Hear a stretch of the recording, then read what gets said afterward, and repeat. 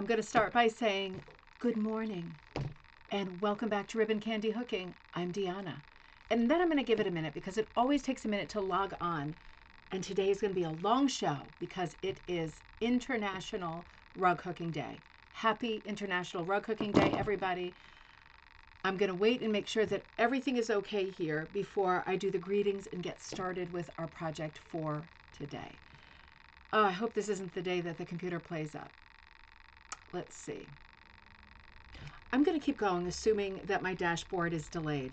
And I will say, I hope that you are enjoying our special day. This is the one day of the year, of the entire year, right? This is National Punch Needle Day. This is International Rug Hooking Day, December 1st. Awesome. All right, so let's wait and see what happens. I want to say this video is recorded because I will be here for at least a couple of hours, if not more. And big happy International Rug Hooking Day to everybody out there. I wish we could be together. Maybe next year we can plan something on National Rug Hooking Day. But in the meantime, I thought, let's work on a project that we can do together. We seem to like doing projects that are group projects, like challenges that we work on together. And it's always fun to do the design process together. So in this case, I gave a shout out before the show last night, because if you remember, I thought International Rug Hooking Day was tomorrow. Shame on me. I gave the shout out last night. Can you grab your cookie cutters? Did you grab your cookie cutters? I grabbed mine, and I'm going to go through them, and I'm going to consider which ones I might want to use to make a great design. So let's see. And, you know, I'm thinking, like, when we're talking about cookie cutters, I'm thinking I'm going to bring you not so much here, but down here. I want to choose a cutter that is one that you might have too, so that, you know, what's the point of working together? I think we have a lot of the same cutters, whether we celebrate Christmas or not. And I want to do something that's not entirely Christmas, because that's maybe not good for everybody, right? That's definitely not good for everybody. So I'm in my box, and I'm going to eliminate Christmas stuff right out of the gate. I have this cutter. Do you remember I did a video on this, maybe, I don't know, earlier this year or last year? I did a sort of sped up video to the Natalie Merchant song, Village Green Preservation Society, and I used this cutter all the way around to form a village green. Thought it was a very clever video. Now I have this cutter here, and this is, as you can imagine, a great favorite because this one is enormous. Can you see it? You probably can't see all of it. It's huge. It's huge. The kids love this one because this is obviously a mouthful of cookie. This could be okay for us. I'm going to put this in the maybe pile. My problem with choosing this as the basis for our design is that you probably don't have this cutter. You know what? I'm going to eliminate it. You don't have that cutter. Remember this one? One of the first ribbon candy hooking projects was based, the Hit or Miss Cat, Scrappy Cat, was based on this here. Yeah, I don't know about that. We've got things like pigs, a lion. This guy is nice. You probably have him, but I think he's a little bit too big too. Doorway. That's evocative and interesting. But then we would be thinking about what we would have to do, a house or something, right? Let's think on that. That's a maybe. Star. Star is always going to be good, isn't it? I'm going to put that in the definite pile.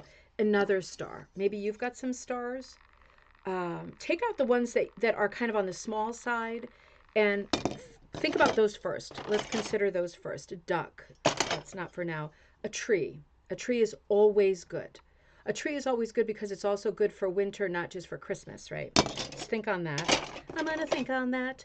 Dove for peace is very nice. That's a maybe. Another tree.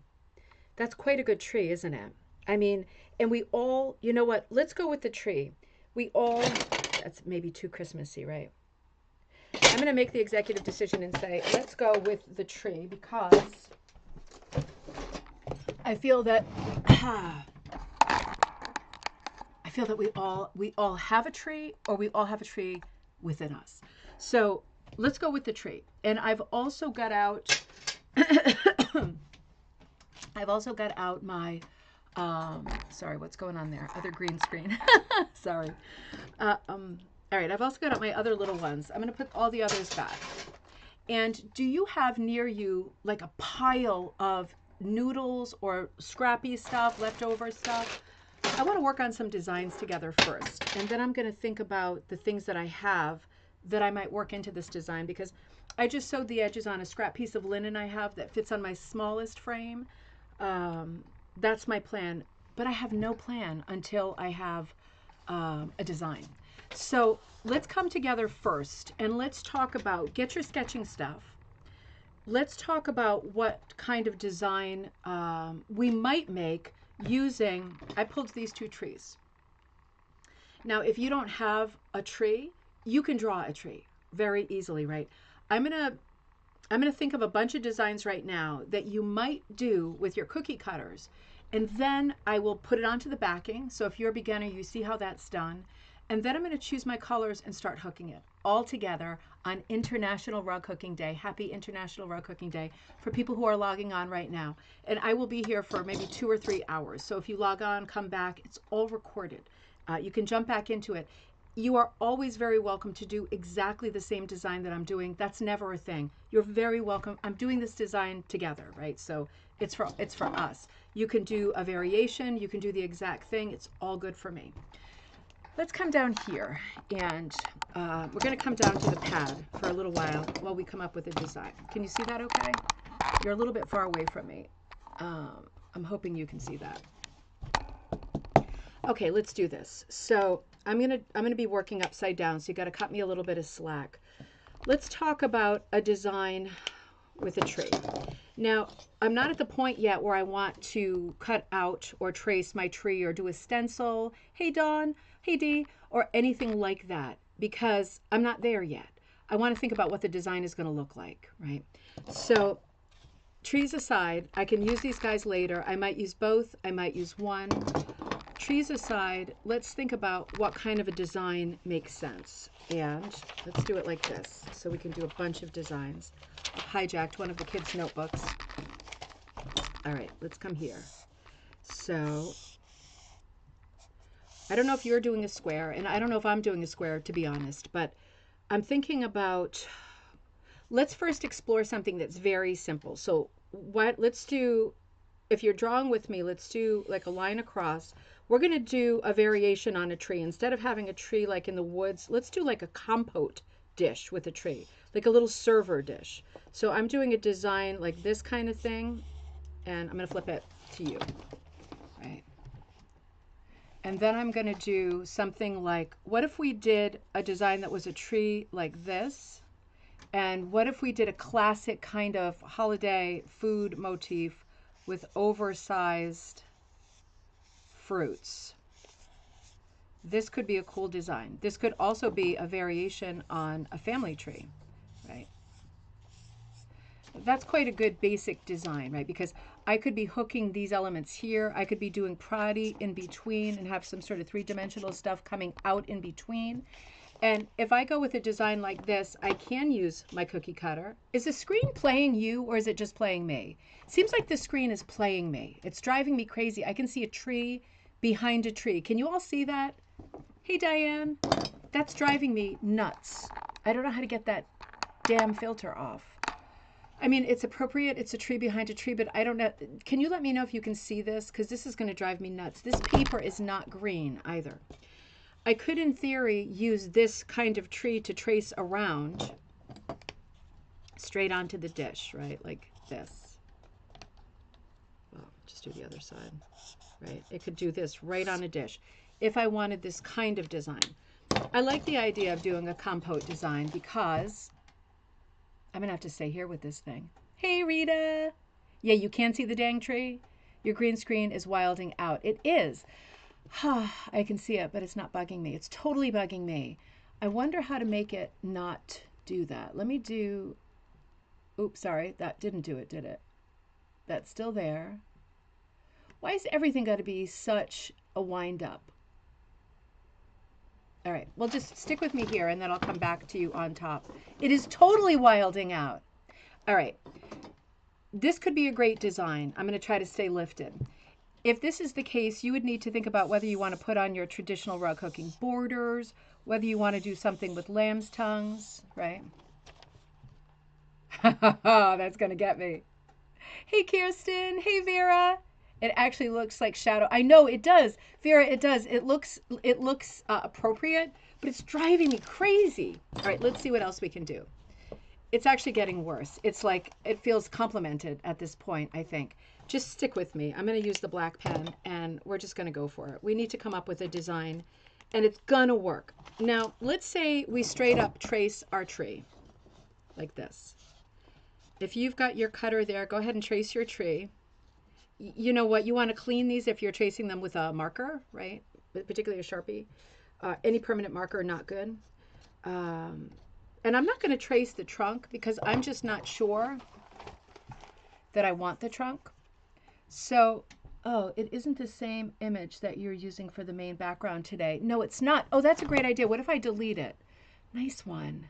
Okay, wait a minute. So if this is the image, let me do delete. Do I want to delete it? I deleted it. It's still doing it though, isn't it? It's just not doing the trees anymore. There's got to be, okay, I'm not going to say any bad words. It's got to be some kind of a setting, doesn't it? April, good morning. Great to see you. All right, let's see what happens.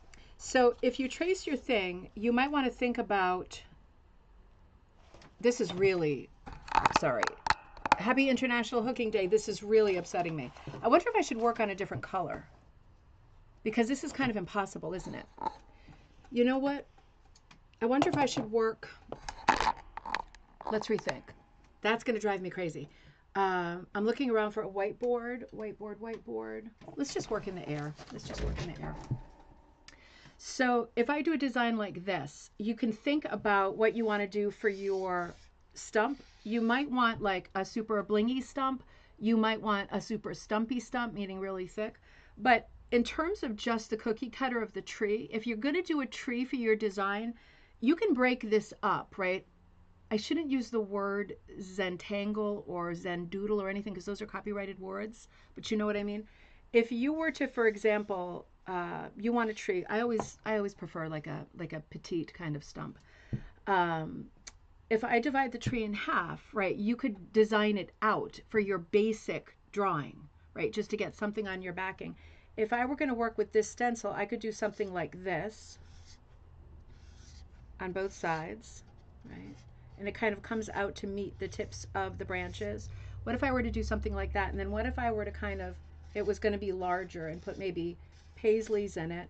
Maybe I put a heart on top or a circle. Maybe at the junctures where the branches are meeting, I put circles. But you could pretty quickly and easily bling this out to be a very pretty design to evolve a little bit larger than this size, right? Unless you're using a very small cut or yarn, you could do this with some detail, right? But you could design it out so that it really is pretty and different. You could even extend the branches and kind of bring in scalloping, something like this, right? If you wanted to scallop out like that, you could extend them a little bit. And that could be really fun to doodle with. If you feel like you're one of those people who loves to do the coloring in on like the coloring books, you know, the adult coloring books, you might like to just use your cookie cutter as a basis for filling in a design that's much more elaborate. And then it will come down to, what do I want to put in the background, right? What do I want to do borders? Do I want to do background? Let's talk about background. Let's talk about background for a minute, because background does matter. Let's say I go with this design and I'm going to do a really blingy tree. Maybe I want, let's divide the canvas in half, which I wouldn't recommend, but let's for this exercise do that. What if I have it divided in half, and let's say on one half I want to kind of do the old-fashioned rug hooking hit or miss, and I've got half my squares using my leftover noodles going like that and the other half going like that. That could be super, super, super pretty in your background. Make sure that you outline your tree or do a very distinct color with the tree. Imagine doing this kind of a checkerboard or like waffle weave with all light colors, and maybe your tree is bright. Maybe your tree is like a 1950s tree and it's pink and your background is black or gray. Maybe you want to do, here's another idea for background. This would be very good too, and also very simple. I want to think about ideas that could work for you if you're drawing your tree as opposed to tracing a cookie cutter. And I'm thinking about traditional rug hooking designs and fills. So let me just draw out the square again and the tree. So you can do this too. I'm just drawing the square and the tree. And I'm going to stick with a simple stump. Now, let's say I was to go to this kind of model. And let's say I was to do a hit or miss background. I want to commit to a hit or miss background. And it's going to be something like this, but obviously I'm going to work it out mathematically a little bit better. And it's a checkerboard because rug hookers love a good checkerboard. And it's also going to be even. Let's say you did something like more like a Mackenzie Childs, right? Like the decorator design, where every other block was darkened like a checkerboard. Right? So you have to be really careful about that. It's so easy to screw that up, isn't it? And you have to think about your dark colors for that. Could be solid, could be hit or miss. And then what if in all of the alternating squares you did almost like a plaid, like one row is going down, the other row is going across, the next row is going down, the next row is going across like this. You see how that could quickly begin to look like a plaid fill, which would be super appropriate for this time of year. Alternately, you could take it a step further and actually make them all squares. So you have lots of color possibilities in there. That could be a really easy design to do with your, where are you? With your tree, right? That would be really easy. That's something, hey Gail, hey Mom, hey all the buddies who are logging on. I just want to remind you, if you're logging on now, this is recorded. We're going to be working out a design first, and then I'm going to be transferring it onto my backing. Then I'm going to look at my colors and start hooking it. So we'll be together for a while. That's not a bad idea either. I quite like that idea. Now, why don't we say, let's think about the fact that we pulled more than one cookie cutter. So say you've got your cookie cutters about you. I've got my stars, I've got my bird, and I've got my trees. Let's see if we can work out something that's laid out. Let's say you don't have any of those things around you. I've got it. I'm sketching another square, so maybe you are too. Let's say I'm doing something that's more of a sampler. So I've got my, let's say I've got my tree in the center here, and it's a simple little tree like that, right? Because if you don't have your cutters and you're thinking, I do want to do this, I just don't have cutters, do something simple like this. And then it'll become a question of, you know, what other little cutters do you have if you have your cutters? If not, can you imagine, for example, putting stars? I'm going to do this pretty symmetrical because this is rug hooking. If you can imagine putting stars in, or bells, or maybe hearts, something that fills the space like this, right? That would work out good. I'm kind of filling in my, maybe down here where there's no room for anything else. Maybe I've got a peppermint stick like this. Maybe at the top, because I've got a problem of fill at this moment, maybe at the top, maybe I've got like branches from trees like this, right? Doing like this kind of a, you see what I mean? And this kind of thing for the top, like a bump-a-dump, and making it really fancy. That could work. And then I would just be sort of filling in the area, maybe more peppermint sticks, birds, bells, leaves, holly, whatever. This would be a great sampler type design to be able to work all of your little cookie cutters in. This would also be a great design going around the edge if you wanted to do sort of irregular lamb's tongues, right? Lamb's tongues can be regular, right, the way around, but you can also have them be irregular, like a penny rug. And they're fun that way because it's unexpected, isn't it? The eye is surprised. We're going to get off the green screen in a minute. As soon as I make a decision about what I'm doing, I really like this one. I don't know that I want to do that one. Let me think for one more minute. If I'm going to spend time on it and I'm going to use my supplies, I like all of those ideas, but I feel like I've done all of those ideas. I don't know if you've done all of those ideas. Thinking about putting something into a snow globe. thinking about a snow globe would be a cute idea, right? Like a tree inside a snow globe. Chance of snow, 100%. Sorry, I'm going through my notes.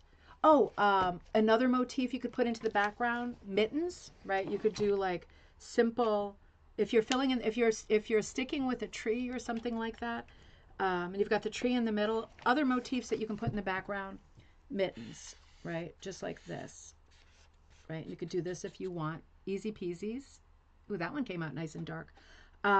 Something like, if you draw for yourself a snowflake, you don't want to keep the border on it, but if you do something kind of like this, maybe like atomic-y snowflake, do something neat around the edges. A little bit hard to hook, but depends on how large your motif is, right?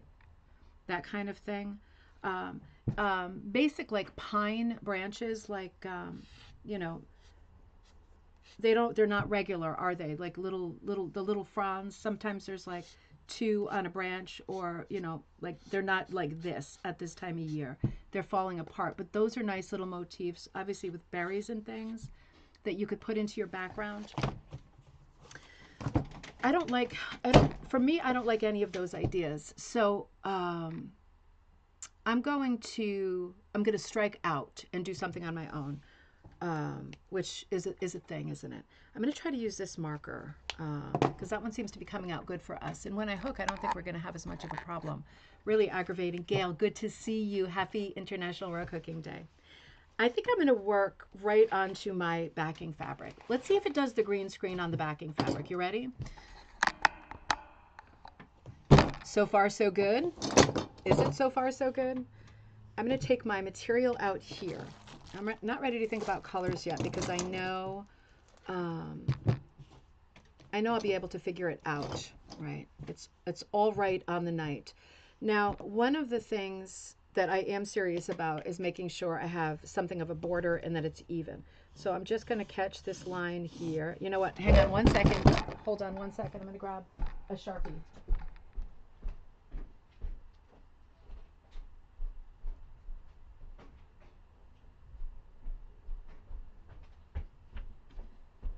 Now think about what frame you're using, because depending on your frame, you want to be sure that you can hook right up to the sides. Or if you're using a beginner, maybe you're using an embroidery hoop. I really can't draw anything unless I have a border, right? For me, like I have crazy border-itis. So I'm going to draw a border, and I want to stick with the grain. I think I want to make it more of a square. I want to stick with the grain of the material because I don't want, you have to have nice straight lines. You're going to have a really hard time hooking. I also don't want an epically large piece. So I want a border, and any of the things that we just talked about would be great. I feel like I want to do something different. Okay, so I'm going to make it like this. My tree is going to be in the middle. Now I could use him. He's this a little bit long. You know, I think I'm going to make it a little bit wider. Right. If you're fooling around like this too, this is an important stage to do in a hurry. So don't do it in a hurry. Make sure you got yourself set and that you like what you're working on. Of course, you can always change it, but for the moment, let's be working on something that we quite love. So I'm going to go back to the square, and you know what? I can stretch it, or I can add borders on the top or bottom because my piece of material is larger. I'm going to do this upside down for now. Let's get the tree in there. And I'm just going to go for a basic tree like this. You can go for your guy if you want, your cutter. I'm going to go for a basic one for the moment. And this is hand drawn just like it's the 19th century. So super basic tree. I've got the stump there. For me, you know, I'm not going to work on this from now until death. I hope I'm going to do it, you know, now because I've got a lot of other projects going. So for me, I'm thinking about what kind of background I want to do. Do I want to do the checkerboards? Do I want to do something more like a ribbon? I like the idea of one of the things I just drew of having the like a bow on the tree instead of a maybe one of these two. Oh, you know what? Yep. Okay. I want a bow Do I want a bow in the corners? No, I don't want a bow in the corner. You know, okay, I got it. Okay, I don't want a bow in the corners. I want this. I want a scarf. Oh, I'm going to do this like a log cabin. Okay, I'm going to do this like a log cabin block for all you quilters, which means, hang on, just watch for a second. I can't go all the way into the corner on every one. Crap, I just did right there. All right. All right, I'm going to make a border that is a scarf on every side. That's what I'm going to do. So I'm going to backpedal a little bit because that kind of looks like a ribbon, but that's going to give me a chance on all four sides to do something colorful, right? Because yeah, that's what I want to do. And I can fool with this as I go. This scarf is a little bit too long, but this could be a really fun composition. This one needs to be more, figure it out as I go along, right? I'm drawing it as I go. It's probably going to be snowing, like without a doubt, it's going to be snowing. And I can think about whether on my scarves, I want them to be, for example, plaid. I definitely want one to be plaid. Maybe I want one to have like big, fat polka dots. Maybe I want one to have little polka dots. Maybe I just want one to be stripies. That's what I want. Okay, so that's what I want. This is what I'm going to do. Right? I love this idea, just a simple tree with a little bow. I'll decide if I want to do more decorations. I can use some unusual materials. Thanks, Rita. Oh, hey, Barbara. Wonderful way to gather the buddies and share International Rug Cooking Day. Oh, you're so welcome. So fun to be here. Thank you so much, Barbara, for everything you do. So I like this idea. This is simple. I think this is approachable for all of us. So I'm going to come back to you here. Like, I love all the other ideas too. You know, I love the idea of the plaid and the checkerboard in the background, and maybe you want to do that with a piece that's a bit larger. I want to get some traction on International Rug Cooking Day. I want to work on my project and not have like a ton left over. So doing something small and sweet like this is going to be good for me. I'm going to put it on my small 10-inch frame here, and I'll bring you back down in a second, but I want to talk about color planning. I'm going to bring you back down right now, because if you're a beginner, you're thinking, how is she doing this? I've got a little frame here, right? And I sell frames in the shop. This is a small one. I'm going to have to move my piece around on my frame, right? Because the teeth are here. These are super sharp and they're going to get you. The teeth are here. So I'm going to have to move it around on the frame. And I want to pull it tight as a drum. Bum, ba-da-dum, bum, bum, bum, bum. Pretty tight. So I'm going to be ready to go there. This is a pantsy composition. This is a seat of the pants composition. Simple tree, snow, and I've got a border of 4 scarves, which I think is going to be a lot of fun color-wise to play with. We'll have to see how that goes. Now, let's talk about equipment. So in front of me, I've got my fabric scissors, assuming the children can read, right? You're not supposed to use your fabric scissors for anything else. I have got the pantyhose from Thanksgiving. Let's pretend I washed them. I've got the pantyhose from Thanksgiving that have many holes in them. So for those of you who haven't hooked with pantyhose yet, they are, I wore them the one time, just so you know. It was, we had a bit of a party in the room before Thanksgiving, and they got a few rips. So I just cut them up with scissors, like it's hooking with anything else. And then I have this beautiful material that's super stretchy, super easy on my hand when I'm pulling it up with a hook, super easy to pull. So yeah, so this could be a really nice material that I would really like to use. So I'm going to try hard to use this. I also found these pantyhose that I dyed ages ago. These are kind of green and browns and really pretty, very light colors. Easy on the hand. Kirsten likes the sound of that. I like the sound of that too. My hands do get really tired from hooking all the time. Something like this, these pantyhose, these are thicker ones. These are just dyed with the regular wool fabric dyes like the Dharma or the Cushing or the Pro Chem. I can cut them up skinny if I want to do some skinny parts just with a pair of scissors. I can cut them up. It's actually better if you double them up or make them thicker.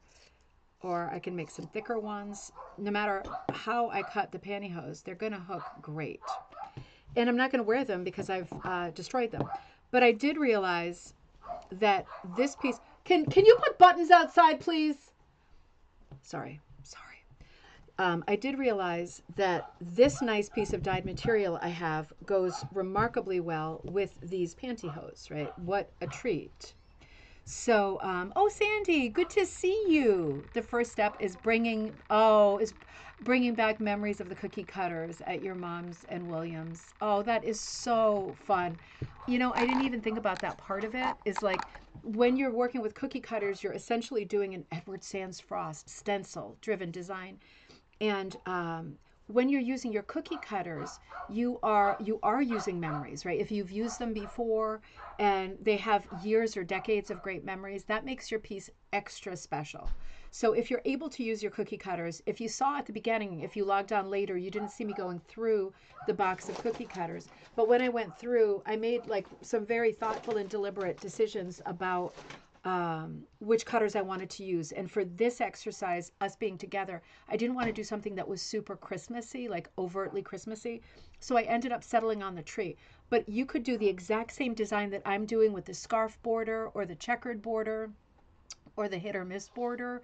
You could do the exact same thing with the cookie cutters that are the ones of your heart, right? The dearest of the cookie cutters. So I'm looking at this as a color plan. I took out a bunch of fun wool too, of course. I took out some wheels I have of like braiding wool that I use for projects from time to time, but I typically don't kit because this is how much I have in the world of these kinds of materials. I brought out some light stuff, some dark stuff, some sort of antique black stuff, purples, reds, a little bit of everything, some more interesting plaids in different colors. And I have my whole bag next to me that has lots of greens. I won't show, this isn't going to be good on the green screen, right? Well, this one's all right. This is like an old army blanket, so that's like a military blanket. I've got some green plaids. This is the same kind of green. Why isn't the green screen playing? Why isn't it playing now? It was playing me the whole beginning of the episode. This is more of a spearmint green, but it's got a heathery tweed. To me, that's more of a Christmas tree green. And then I've got some patterned greens like this one. There we go. I've got lots, but there's no reason why if you're doing the tree that you have to make a green tree, right? We don't have to be literal at all in our creative lives. In our real lives, sometimes we do, but in our creative lives, we don't. You could do crazy pink or something multicolored or something gold. If you have like gold metallic yarn, something like that, you could do anything that you want, right? Your tree has to be the way that you want it. The main thing about your choice is make sure that you have a vision for, at this early stage, make sure you have a vision for what color is the tree versus what color is the background. Because if you're thinking, I think I'll do a forest green tree and put it into a navy night, there's not going to be a lot of contrast there, and you can do that. But if you do that, make sure that you are ready to outline with a thin cut or in some yarn that is a lighter color so that you get some definition. Does it have to be white if I was doing a forest green tree in a navy background? No, it definitely doesn't have to be white. Can it be crazy pink? Can it be bright red? Absolutely. It'd probably be more interesting if it was any of those things. Can it be cut up pantyhose? Absolutely, but there should be some distinction if your tonal values are too close together. If your colors, meaning tone, right? You could have, it's tone, it's not color, because you could have dark, dark, dark forest green and light, light, light blue. It's not the blue and the green together. It's the fact that if they're both dark, you're going to have trouble sort of discerning the picture. When you're looking at it, finishing it, and going, it doesn't show up that well. You want to think about those things before you get involved in actually hooking it. So for me, you think that the screen was kicking in when the white pad was flat because it acted as a reflective surface. Thank you. Thank you. Because it's not really doing it here. Although, do you remember the other day with my green shirt, how that turned into some kind of a trippy event? Thank you. So the question is, what colors do I want to do? What colors are you going to do? I do care. I do care about the scarves, and that is going to be the fun at the end. I might even make them larger. I do care about the scarves. Oh, you know what else you could do? On your Christmas tree, you could make some little quillies, right? You could make quillies. Or you could sew on little pins and things, or earrings. How many pairs of Christmas earrings or holiday earrings that you have that you lost one, but you kept the other one because they were so pretty? You could attach those onto your tree like little ornaments. That really would be fun, wouldn't it? So I'm deciding for myself what colors I want to do my tree, because I just saw a nice one hidden under there. I thought I knew. This is the story of my life. I thought I knew. I really like this red. It's like a cranberry plaid. I like, this is a purple. This is like the color that my school uniform was all those years at St. Luke's.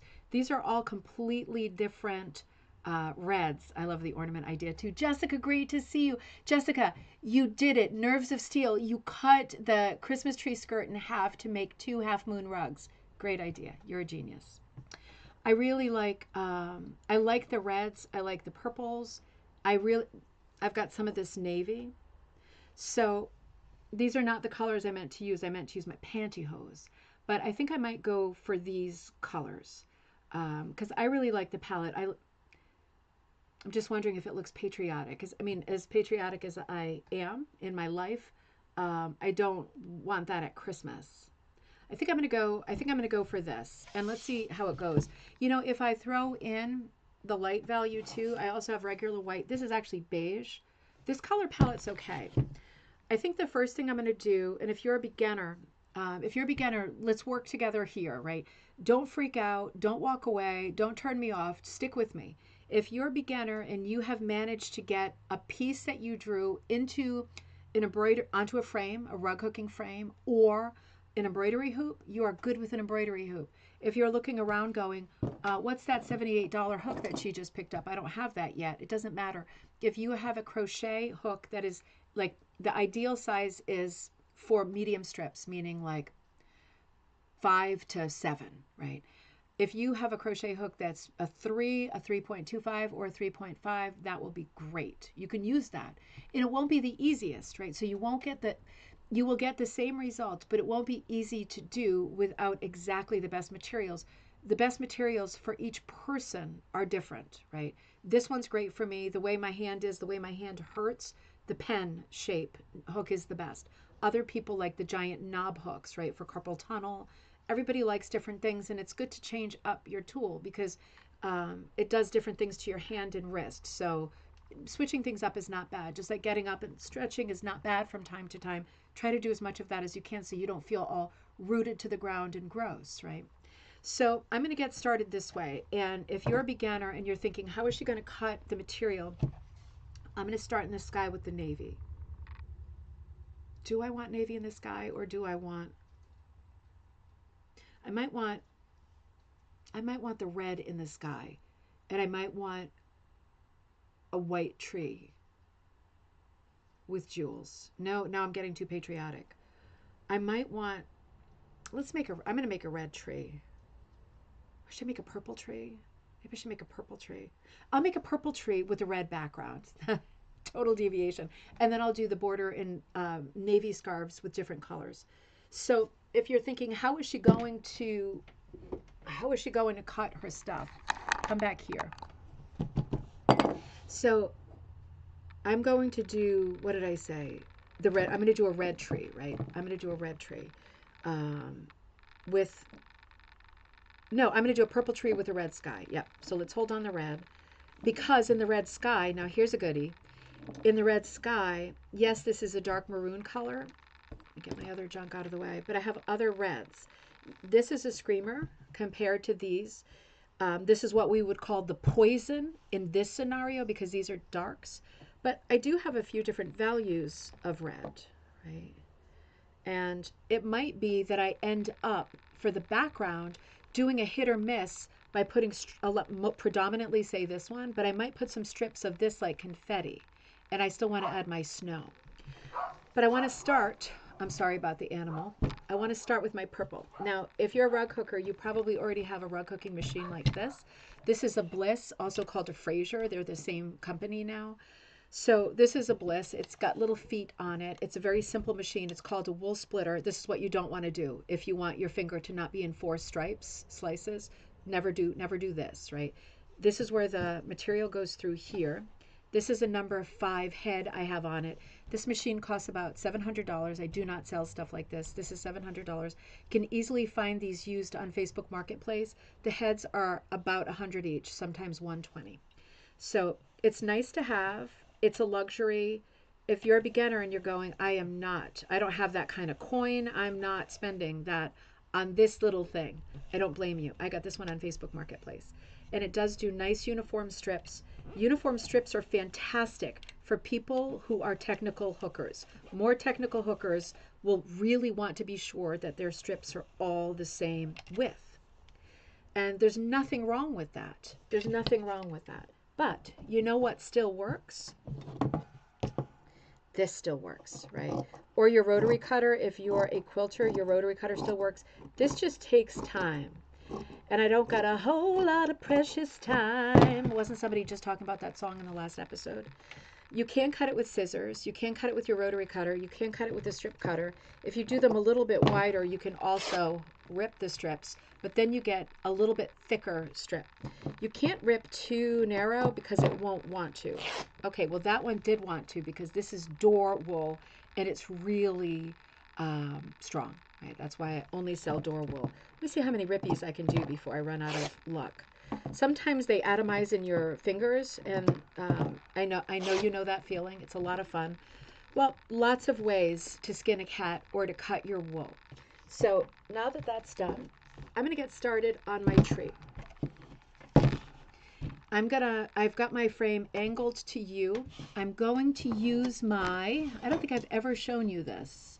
I'm going to use my Needle Nanny, which is from the Haunted Rug book party, remember?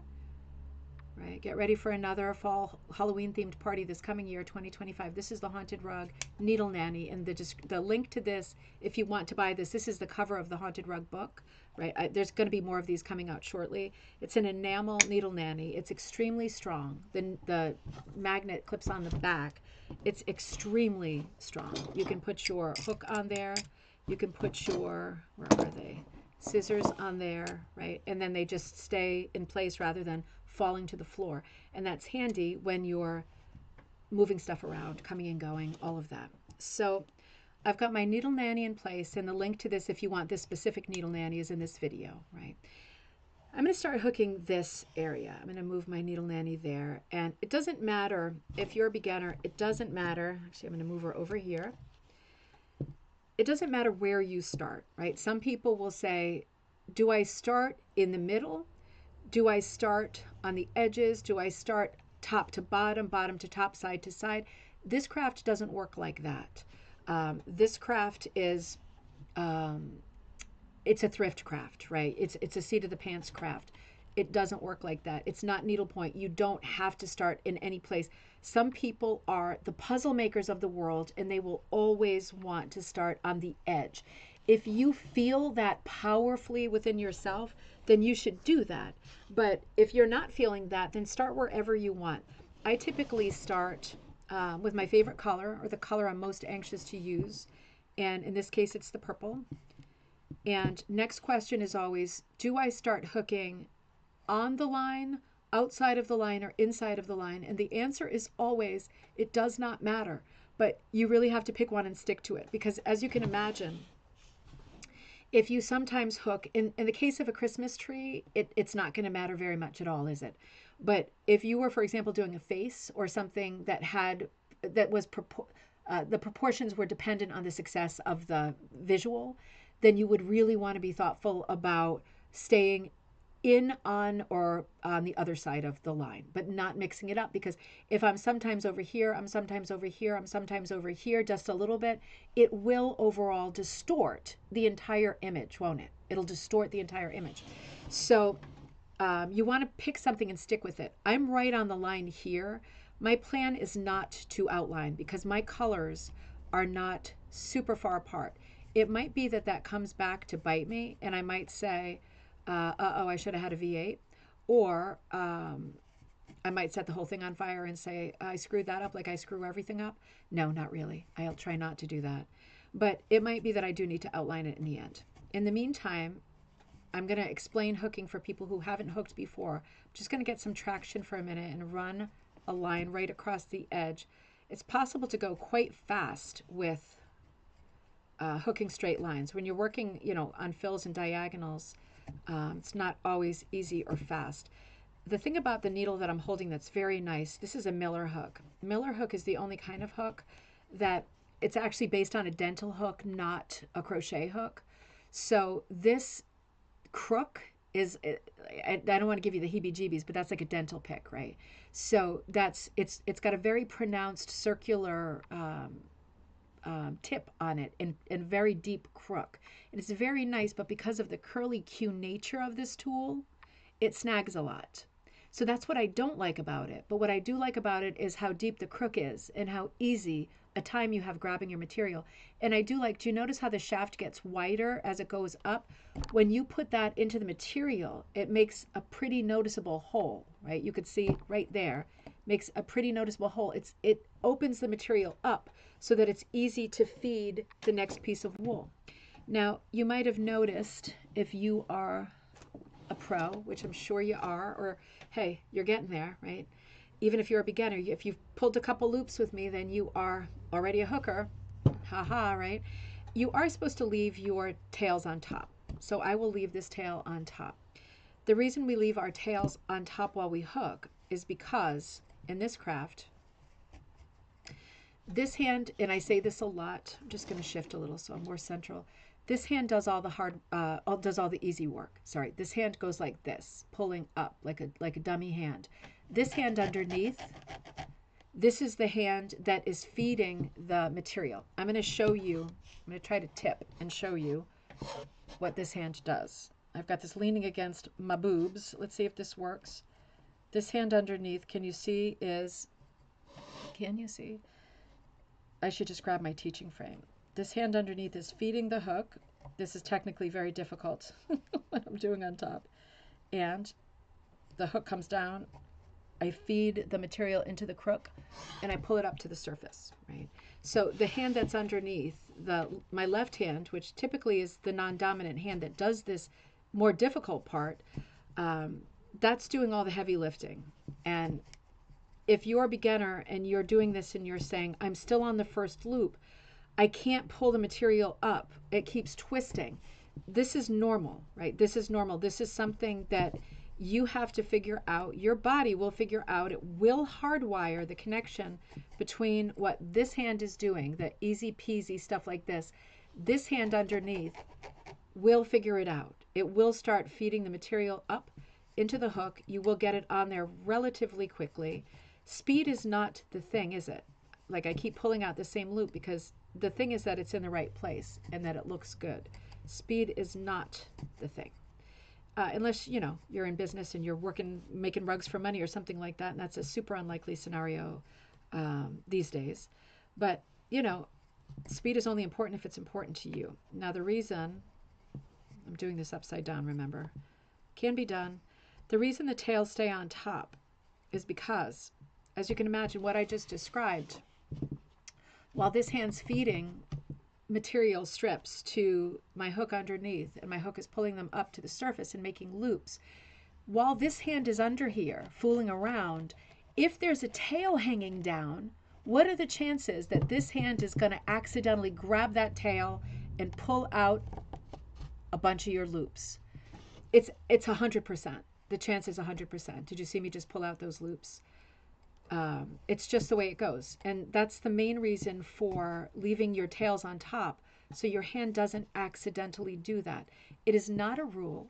And sometimes I don't leave my tails on top. Like this one I won't because I ran out of material and I want one more loop and there isn't enough to make a tail. Sometimes that happens. Sometimes there's no tail on top because I feel like I'm working in a very small area, right? Maybe it comes to that with these scarves. If I'm working in a very small area and I'm doing lots of stopping and starting, um, my piece can start looking pretty ratty pretty quickly because of all the tails. Now, what is the definition of ratty? You really have to define that for yourself. I have a high sensitivity to ratty looking areas. If I feel like I look at the thing and all I see are, crappy ratty looking tails sticking up and not big fat luscious loops, that's going to trigger me and I'm not going to be happy with that. So I already know that about myself, and I'm not going to create areas where there's a lot of ratty tails. It's up to you. You know what the rules are, and as Picasso said, you know the rules and then you break the rules, right? We know why we're supposed to leave the tails on the top, but hey, if we don't, you know that you can break the rules, and probably the rug hooking police aren't going to knock on the door, right? You're going to hear the doorbell ring. It's not going to be the rug hooking police, right? We all break the rules, but we break the rules in thoughtful ways, right? If you start breaking the rules in sort of whimsical, unthoughtful ways, you can run into problems with your composition. Some things are important. Contrast is important, right? If you want your piece to be really striking and to be visually very readable at one glance, then you want to be thoughtful about color, particularly contrast, more contrast than color. Things like that are important. You don't want to break the rules with stuff like that. Stuff like this, you can't break the rules. So you can see I'm getting my tree in there. I'm getting the shape of it going. Let's finish that off together. Some of these strips are a little bit wide for me. I am going to stick with the wide ones going around the edge of the tree to outline it. And incidentally, if you've done what I've done and just drawn a tree straight onto your backing, you might have a triangle tree too. This is a very mid-century modern looking tree. So hip and so good.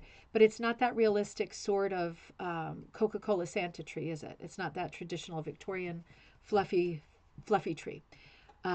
It's up to you what style you want to do. And you can certainly change your mind. Miller hook playing me. But with this kind of a tree, I've got a very streamlined sort of caricature of a tree happening here. There's nothing realistic about this. This is a purely graphic design. And I am looking forward to putting sorry, I'm struggling with the backing. No, don't want to do that. I do want to put my pins on it is what I'm going to say. There we go. So this is my hook playing me a little bit. And when this is a combo problem. So when you have struggles, if you are a beginner and you have struggles and you're thinking, well, what do you do when that happens? Does that mean I'm not cut out to do this? I'm not meant to do this? I'm not good at this? No, it means that this hook and this backing are not good bedfellows at all. So I might change my hook a little bit later. I want to keep going for now. Not every backing and every hook is a match made in heaven, right? So it's working okay. I'll stick with it for a little while. If you're having a struggle, the most obvious cause of struggle would be, now hang on for a second here. I think I'm going to cut it here because I want to leave room for that cute bow. Most obvious cause for, most likely cause for a struggle is your materials aren't working. Whether it's the hook you're holding, your hand doesn't work well with the particular hook. Whether it's the combination of the hook with the backing, that's another classic. Whether it's just a case of you're a beginner and your hand has to get used to feeding I'm trying to do some extra. This is what a thrifty bugger I am. I'm like, I've got to get one more loop out of this, right? That's just the way my brain works. If you're a beginner and you're just struggling with pulling the loops up, hey, it's because you're a beginner. Right? We have all been there. We know when you're starting out, this piece is a little bit too thick. When you're starting out, you do the best you can, but it does take a little bit of time for your hands to get used to doing these motions. They are not everyday motions, right? With the exception of clipping your bra in the back, I can't think of another thing I do with my hands that has like this fine motor skill element to it, right? Because I'm not like a clockmaker. I don't tie like flies for fishing, right? So this is a fairly fine movement that my hand does when I rug hook, and it took a long time for me. It wasn't like a day, right? You've all seen my first project. It was not one of the great classics. It took some time for me to figure out how to do stuff with my hands so that I could hook pretty quickly, right? Pretty successfully. So this is a simple little design as designs go, but it's coming along quickly and well. There's no way I'm going to make a decision at this point about, for example, this stump. And I'm realizing the stump isn't even centered. The great thing about this craft is that if you notice that, you can just take out your Sharpie and fix it. There we go. Now we're centered. And I could do other things. You know, I don't think I want to because I really like the idea of putting pins on here. But if you wanted to, you could run some garlands and stuff like that and start hooking those in. That would work great.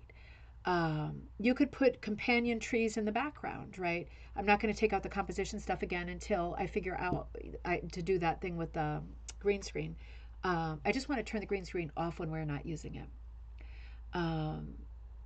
I'm looking at the design now and thinking about colors because I got going on my purples and I've only got 2 purples here and this one is quite dark. So what I was describing about doing in the background, kind of a hit or miss thing in the background, I'm not inclined to do that with this color because the value is wrong, right? So this is what I mean by values. They're both purple, yeah, but the values are completely different. This is very, very dark and this is very, very light. So these together would not read as just, oh, that's a pretty purple tree. It would read as like, like all screechy, nails on a blackboard, hit or miss. And if that's what you want, that's what you should do. Oh, I just had another idea. Gosh, I just had another idea. I'm thinking about the, uh-oh. You know what I'm going to do in the background? I'm going to use the tights. I'm sorry. I changed my mind again. I really want to use the tights in the background. I love the red, but I'll put the red into the scarves. Having a neutral background is going to help a lot. So let's do that. And then you can see me hooking with the pantyhose, which really is, it's my favorite. Hold on while I look for the other bits of pantyhose. Haven't said that lately. Let's just start with this one. You know I cut off, thought I put it on my wrist. I'll find it later. Let's cut some pantyhose up together. Let's do that. Let's take a minute and do some cutting. And put this down here again. There we go. So, pantyhose time. This is the toe, so that's the dirtiest. So I'm going to come a little bit further up the leg, and I'm going to go for the meat that is like right here. And I'm going to save my purples because I'm obviously not done with the tree, but I feel like, oh, I'm just thinking there's a little bit of orange in here, which might be too autumnal, maybe too autumnal. I was going to say maybe I could mix it in. Oh, but it's going to snow. So since it's going to snow, I'm not going to worry about mixing it in. I'm going to come a little bit higher up and get away from the heel because I was dancing to that song Turkey Lurkey quite a bit without my shoes on. So I feel like the feet might be a little bit dirty. That was a very Merry Thanksgiving.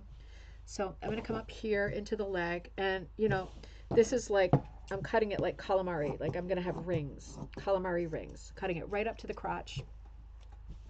And I just find it, you know, if you're working with tights or you're working with tights in the future, thicknesses can vary. So let's experiment first. I don't cut things evenly. I am not a technical hooker. I'm a pants-y seat of the pants hooker. So I kind of like medium width. I think some of these are too thick. Some of them are a little bit too thin. Let's start there though. We can always come back, right? So I've got them like this, and I can either hook them in one piece, which will come up as a double. I'll show you what I mean. Or I can cut them and hook them like they're a strip. So let's do both. Come on back and get my scissors in place. Those scissors aren't going to help us a lot with this. Okay, now one of the things about this pair of tights that I'm realizing is like the inside is this lighter color, but when I cut them, they want to roll. Of course they do. And pretty sure the OTF sells the dyes out I would have ordered from. Oh, the Old Tattered Flag. Yes, Judy. Sorry I missed that. No, Gail, that's not the Big Shot. The Big Shot, here, let me show you hold on. I almost said a bad word. Let me show you the Big Shot. The Big Shot is a different cutting machine. this is the big shot. So I didn't bring it out because I'm working on a card table today, but this is how the big shot works, right? Just since we're here, let's do this. Let me get a tray real fast, Gail. I'll show you because I'm constantly advertising for the Old Tattered Flag. Seriously. You're welcome. And I never hear from them, but I've sold hundreds of dies for them. So, well, who's counting, right? So this is what the Sizzix looks like as a cutter. Let me do this. Sorry, I have my leggings on, so my crotch. Sorry. It's a tray like this, and this is the die, right? So Old Tattered Flag, the rug cooking store sells these. I wish I sold these. I have an idea for doing something different that I hope I can do in 2025. These are sharp, right? Inside here, these bits of silver that you're seeing, that's standing metal, right? It's sharp standing metal inside this foam tray, right? And it's a plastic tray. And what you do when you cut something with the Sizzix is you have to make a sandwich, right? You take the piece of plexiglass, you take the tray that you chose, and this is a number 7.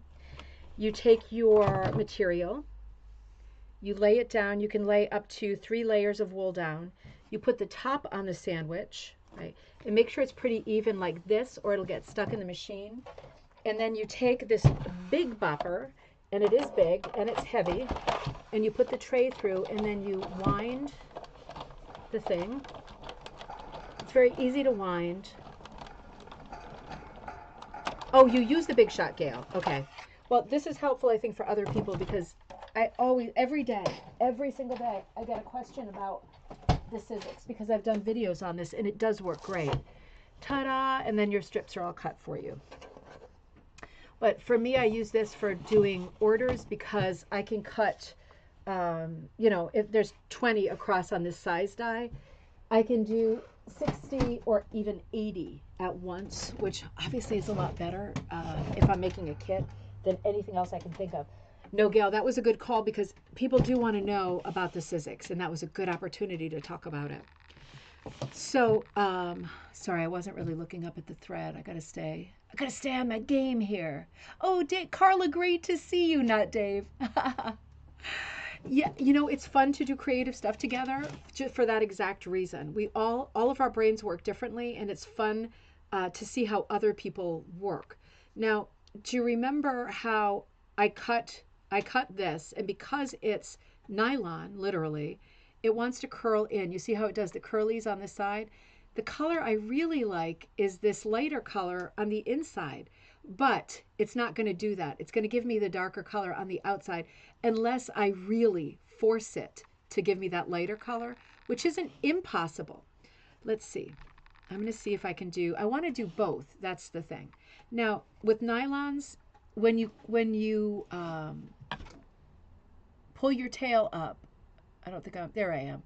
It does give you kind of a cross section of the nylon, right? And it's not exactly flush. So I always feel like either leave the tail down or I feel like I've got to trim it so that it's nice and flat. Now, if I'm going to hook using, and I'll show you a close-up in a second, if I'm going to hook trying to get the right side out, it's going to do the thing with the 2 little rolls on the side. It's going to because the nylon is already, let me show you, is already rolling itself up. You see what I mean on the sides? The best thing to do when you're working with nylon is really stretch it out, like really exhaust it. Gives you a little extra fabric, makes it thin, right? So if I'm going to do this, I'm going to want to hook. Remember, I cut this and I was hooking with it like it was a single piece of wool. When I stretch it out like this, right, I'm killing the play, right? It's not going to play me anymore because it's dead, right? Dead. But it does mean it's a little bit thinner, and I'm going to hook that side in a minute because there's still some there. If I'm not going to fuss with seeing whether or not the right side or the wrong side is coming up, if I hook with two pieces, not 2 pieces, if I hook with it being a double, being a ring, being the calamari ring and not cut, it makes a much bigger loop coming up because it's a double. So hang on, let me do a couple more. I've yet to figure out a way to hook comfortably while I'm recording videos. I do have to figure that out. right, so not a huge difference to the way that it's working, but this side is single and that side's doubled up. At the end of the day, hey Paula, happy International Rug Cooking Day to you too. You know, with this, I tend to leave the tails up. I kind of like the cross section. It reminds me of a tree with the tree rings. Kind of like the way a cross section looks on it because it does all of those crazy sort of infinity swirls. The nylon is so stretchy. It has so much play. And you know, if you're a person who's only ever hooked with wool, which is not obviously not a bad thing. Wool is delicious, and it is like the most traditional material. Not certainly not the only material, but the most traditional material to hook with. If you've only hooked with wool and you haven't tried nylon yet, I highly recommend nylon. It really is so easy on your hands and luscious, and it hooks up really fast. So I'm going to hook for a little while and we will chat and I will look at the thing. I'm thinking it is too thick. This one is too thick, so I am going to make the executive decision. I don't want any coming up that are too thick because I want to control what the loops look like. And I want to be sure that they're not too close together. That's the other thing about nylon is it's so lush and stretchy. Unlike wool, you know, which is lush but not stretchy, the stretchy quality of the pantyhose, right, means that I don't have to hook. I'm just deciding if I want to be there that close to the bow. I don't think I want to be that close. I'm going to cut that one. I want to give myself a little bit more room. Put my scissors back up here. Get on there. With the nylon, I don't have to put quite so many loops in because they're big and lofty, big fat loops. So because of that, it's hooking up a little bit faster, and it has there's a little more room in between every loop is what I'm trying to say. So when I go back in later and I'm all about snowflakes, it's going to be very easy for me to add some snowflakes, which I will do shortly. But right now, oh, hey, Linda, good to see you. Before you cut the hose, what did you say? Try turning the hose inside out. It may curl them the other way. Okay, let's try that. Rita, that's a good idea. Let's try that. And Rita, did I ever thank you for all those pantyhose you sent me? I really, really was psyched. And I still have them. I'm saving them to do some of my own dyeing for the Rose book. So I got these guys inside out now. Let's see. This is a good idea. Let's see if this works any better. There we go. All right. Rita, I think you might be onto something. Let me see. Nothing bad can come of this, right? Yeah, it still wants to curl the same way, which is totally fine. It's just, you know, the light side to me this is the light versus the dark, right? It's not, we're not talking about like, you know, this is a first world problem. I do like the light side better, but I think I'm getting the dark side. And I think it's okay because the dark side suits me. See what I did there? All right, enough Star Wars jokes for one day. Where did I end up with that? I feel like I just dropped one. All right, let's hook for a little while. I hope that you're working on something that you like. I wonder if you're sitting there, sorry. I wonder if you're sitting there looking at your cookie cutters and thinking, I like this, but I also like this. I really like what Sandy said earlier about having a sort of an emotional response to cookie cutters because they do get taken out at certain times of the year, different, you know, cookie cutters for different holidays. And some are more special than others. And I think it's not a bad idea to think about what is special for you, what would make your piece more special. Not just with the cookie cutter that you choose to work on your project, but with the materials, right? Do you have special materials in your life, the memory materials that we always talk about in rug hooking? I have memory materials. I have to get them from my mom's house.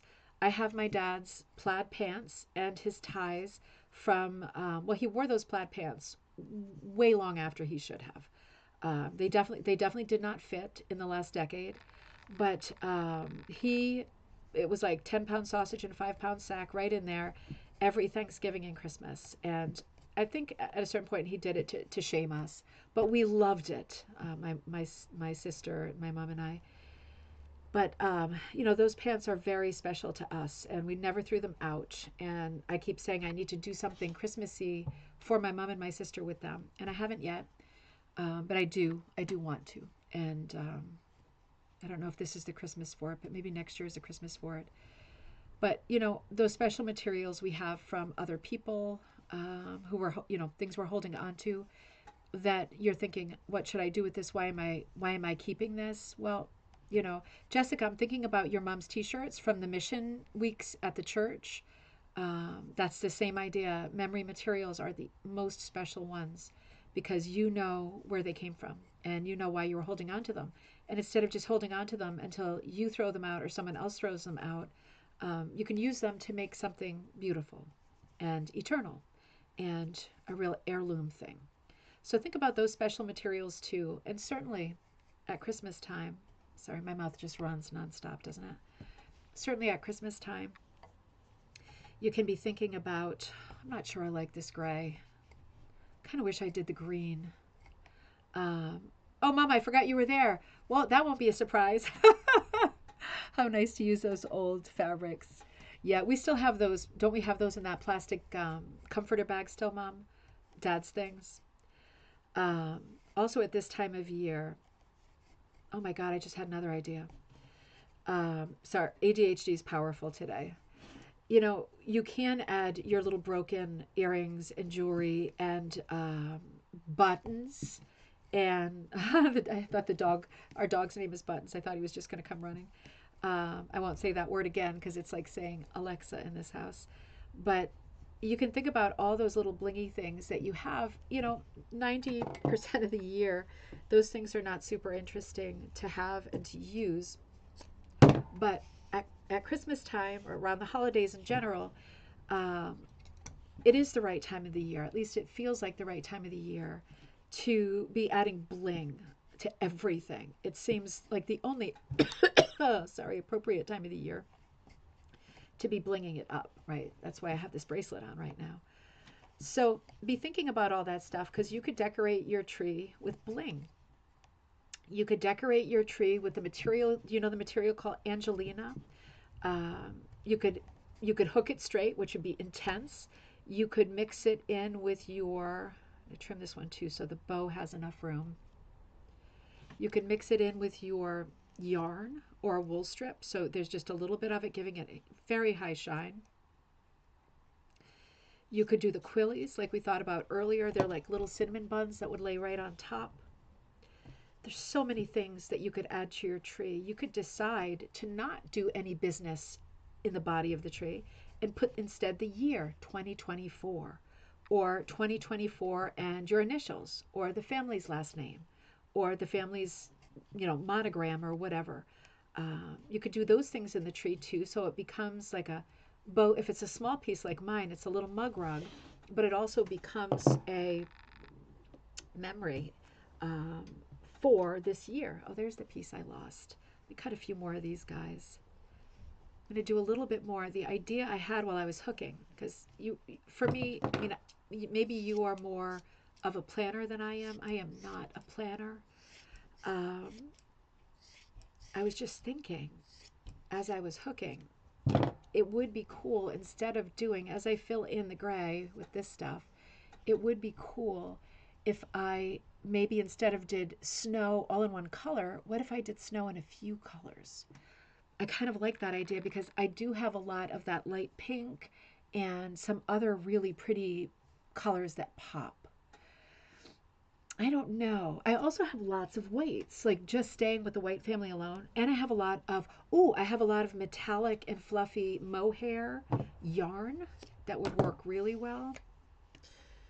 Interesting. My question for myself now is I wonder if the background is lively enough. And that's what brought me to the idea of maybe I need to, I'm thinking as we go here, maybe I need to do some colorful snow. I am thinking I might want a pattern on the tree. And Another idea, I mean, there's infinite, right? You could do this business. Another idea is to do sort of a hit or miss fill that's like echo, just shape into shape like a Russian nesting doll of echoes. That's possible. Looking at it on the monitor, I'm going to say I'm not going to do that because I feel like it's going to compete in terms of being so geometric. I feel like it's going to compete with the scarves. And I don't know that I want that. I don't know. I don't know that I don't want that. Could still be, I could still do a checkerboard in here.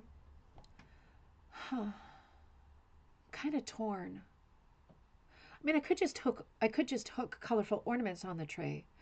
Let me hook the tree a little bit more. I'm feeling like I'm not sure that it is. I'm going to come sideways here again because it's fast.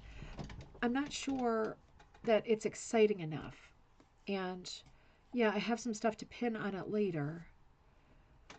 Do you have stuff to pin on yours though? Is yours going to be exciting, or are you looking for some more ideas for some stuff you could do right on the face of it? You could also put buttons. I did say buttons. I did say buttons. No, I said it 3 times. And he still didn't hear me. He must be in some kind of a coma type of a sleep. The mailman was here a few minutes ago, Pedro. So well, you heard him losing his mind at the beginning of the live. And then he gets immediately tired because he's just a little Yorkie. He's only got so much in him, in that tiny body. I'm happy with the purple tree. Oh, you know what? I forgot that ribbon's going to run down the top of it from the bow. That ribbon's going to be a big motif. It's going to be a very exaggerated ribbon. So let's see. Maybe the next thing I want to do... Oh, I'm stuck. Maybe the next thing I want to do is put the ribbon on. Let's do that. Let's put the ribbon on. And let's see. Because I feel like I can't make a really good decision until I'm sure that the central motif, which obviously is the tree, is any good. So I'm looking at my colors. I also have this new pair of tights that I ordered, but you can see these are to cut up. These are more of a tomato red, and I don't know that I want that with this cool purple and the cool gray. Yes, I need some warm colors, but I want predominantly, oh, Catherine, I want predominantly cool colors. Um, Catherine says, boo-hoo, I have to leave for a while, but you'll catch up later. Yeah. Oh, it's the middle of the day. Oh, you just got Magpie Times. Thank you for reminding me. Magpie Times is finally out. Sometimes it takes more time for it to be approved. And this drives me crazy. When it goes to print, like the pages have to be approved because Amazon will not allow it to exist on their site. This is rich unless the pages have enough contrast, right? Just exactly what we're talking about here. I think I might run this through the Bliss because I'm afraid. No, I'm not. I'm going to cut it. I was going to say I'm afraid of cutting it irregularly. No, I'm going to run it through the Bliss. No, I'm going to cut it. Sorry. It's me. I can't make up my mind. Yeah, Amazon won't print it unless there's absolutely no question that it's perfect. And it's frustrating because sometimes it will not allow me to do some cool stuff with color or embedding text and stuff. Sometimes it won't even allow that because it doesn't have enough contrast. And it's like, wait a minute, this is my thing. Like I get to choose what it looks like, but it doesn't work like that. They won't print it. So in the case of this Magpie, they rejected it, even though there was nothing apparent wrong with it. They rejected it several times, and that's one of the reasons for the delay. So I'm sorry about that, but it is finally out, and it will certainly make it to you sooner rather than later, without a doubt, way before the holiday if you celebrate Christmas, because there is quite a bit of Christmas content and lots of free patterns in there. I'm going to want to cut some more of that for sure, but I just want to get the bow in the tree here because I can see that that's going to drive me nuts. That might be too thick. See, I wanted it to be thick because I wanted it to be a ribbon. Now, I know some of you might want to have it as a ribbon just hanging down. Ooh. Ooh. Do I want that? Gosh. Okay, wait a minute. Okay, wait a minute. What if I, okay, I've never done this before. What if I, okay, I've got it in half. Hey, Lisa, I'm going to come. I'm just trying something out here. It's probably not going to work. Don't worry. I'm not that much of a genius with stuff like this. But what if I pull it down here? Sorry, I'm pulling it through. I'm wondering if I could create a situation where the ends hang down. I know I should be hooking it first. And there's a bow on top. Okay, just seeing if that's possible. So you saw what I did there. What if I, okay, you know what I could do? Oh, you know what I could do? I could totally do that. I'm going to hook first, but I'm going to do that. I'm going to work it out better, right? I'm going to make sure it's perfect. But what I'm going to pull it out for now, but what I'm going to do is pull up the center. It's a double, so it's really thick, and I don't want to rip it, to make a big knot here, and then I'm going to hook these parts. Oh, that's totally what I'm going to do. Okay. Ooh, oh my God, I got it. You know what I'm doing? Okay, come here. So you saw me pull this through, and now I've got this big nubbin here that's going to make the center of the bow, right? This is the nubbin. I'm fooling with it there. It's going to make the center of the bow. I'm going to show you what I'm going to do under here. I'm at the top of the bow, right? I'm going to cut the bow in half like this. See? Now watch this. Hope it works now. I'm making such a big flourish. I'm not sure I even like the color of the bow, but let's just hang on for the moment, right? So I've got two tails underneath because my hand just cut it, so I've got two tails. So I'm wondering if I can do hook one side and hook the other. You know what I mean? Since I have the tail under there anyway, totally can. Easy peasy. I am going to run out, but I think it's cool to be able to use that material. Definitely going to run out. Ran out there. And I'm going to run out here too. But at least I got a start. And it sits really well. I'll show you. Because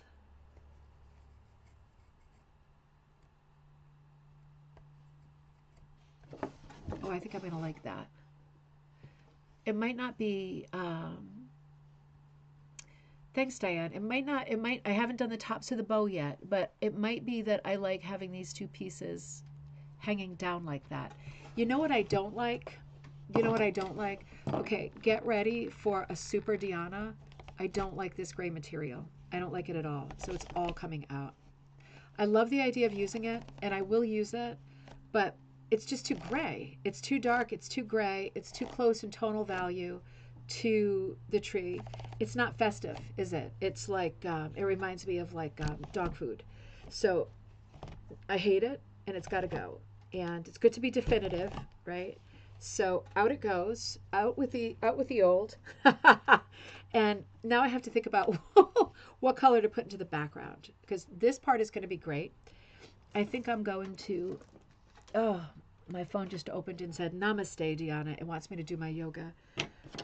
Not right now, a little bit later. I'm just going to finish the bow. And I know this is probably going to cause problems for me because I haven't chosen the colors around it. But I did decide what I didn't like. I liked the idea, but I didn't like it in the end. So I'm going to come back to the drawing board in a second. But let me just get this bow into place, because the bow is now making me happy, and that's a big deal. So just to remind you, I pulled the strips up, both of the strips. I pulled both of the tails up to the front, and then in the hole immediately next to it, oh yeah, look at that bow. In the hole immediately next to it, I pulled up one loop, which was like a double knot, and that made the center of the bow right here. And then I cut underneath. Remember, I cut underneath, and then I use the tails to go as far as I can to hook the edges of the bow. And then I just finish the bow. So the bow I like. The tree I like. I'm going to hook the purple for a minute while we hang out together, while I decide what I want to do with the background. Now, what do you all think? I mean, I guess like the low-hanging fruit is maybe to do white or off-white. I was just hoping to be a bit more festive. I do have all the greens. I still have the greens. I still have the greens. The greens might be similar in tonal value, which is always going to cause us a different problem. Hey, I wonder if I could cut up, ooh, I wonder if I could cut up a scarf or something like that. Not a sweater. You know, if you have a sweater, you should cut a sweater up. A sweater would be really good for this. I want something pretty bland because I want my scarves to look like scarves. And now that I did that thing with the tail of the bow, I might want to put that on the edge, like fringe to the scarves too when I get those in. Before we think about the border though, we really need to choose a background color. I mean, it's serious business. White with green confetti. Ooh, Judy. White with green confetti. Ooh. Reminded you of Edgar Hopewell. Okay, I've got to look up Edgar Hopewell right now. Hang on. Edgar. Oh. um, from the mystery story. From the mystery story. Yes, I get it. All right, I'm going to get up for 1 second and I found this stuff. Could we? Oh my gosh. This is bat. Right? This is wool bat. This is my other favorite thing to hook with. This could be okay. I know it probably looks to you like it's white, but it's rainbow. Can you see it's a little bit rainbow? Do you think that is too white to do the background with confetti? Let me just show, I'll just show you so with this stuff, this is bat, right? You just literally, it's like cotton candy. You take some and you rip it. Then you do like this. And you decide, depending on your backing, like, linen is the loosest backing other than burlap. Not many of us work on burlap, so linen is, the most loose traditional rug hooking backing. See, this might read as white. You want it thicker if you've got a loose backing, but if you've got a really tight backing like rugwarp or monk's cloth, you don't want it that thick. So let me see. I'm just going to pull up a few loops because it hooks really fast. I have an awful feeling it's going to look like white cotton balls. And yes, it is too white. Ruth, you're right. That's definitely too white. Yeah, nope, that's going to like overpower it. All right, I got excited because you know how much I love this stuff. It really is so much fun to work with. But yeah, no, I don't like it. See, I have other pantyhose in here. Oh my God, look, this is almost the same color as that. I'm going to cut some of these so I can add some color variation to that. These are from Temu. That's definitely too bright. This is like a hot pink. I don't want it to be garish, And I didn't like the gray. I mean, I could do just a bunch of different blacks. Is that too depressing? I've got the off-white too. I feel like I've worked myself into a hell of a corner at this point, which happens on every piece. This is a welcome to my world moment. Oh, I've got this light pink too, but I don't want it to be too pink. Although the light pink does look like white. Some more pantyhose. See, whenever I get pantyhose online with the intention of cutting them up, I get an extra, extra large because why not, right? It costs the same. You like the dark background, Ruth? Yeah, see, to me, this looks too girly. Yeah, I'm with you. I'm with you. I'm going to go for the dark background. Now, if we go for the dark background, we need to talk about color again because this is a craft that is so forgiving and flexible and will allow us to add a bunch of colors together that are the same tonal value. Get rid of all this because this is making me super angry now. Right, I'm trying not to let it get to me, but you know how I get. This is all gonna go in the trash. If I add a bunch of materials with the same tonal sort of value, this might be the odd man out, but maybe not. It could be that these all read as dark, and that is not a bad thing. I think that's actually a good thing. I think I'm going to go with that for the moment. Let's do that. Because, I could also get involved in my plaids. What do you think?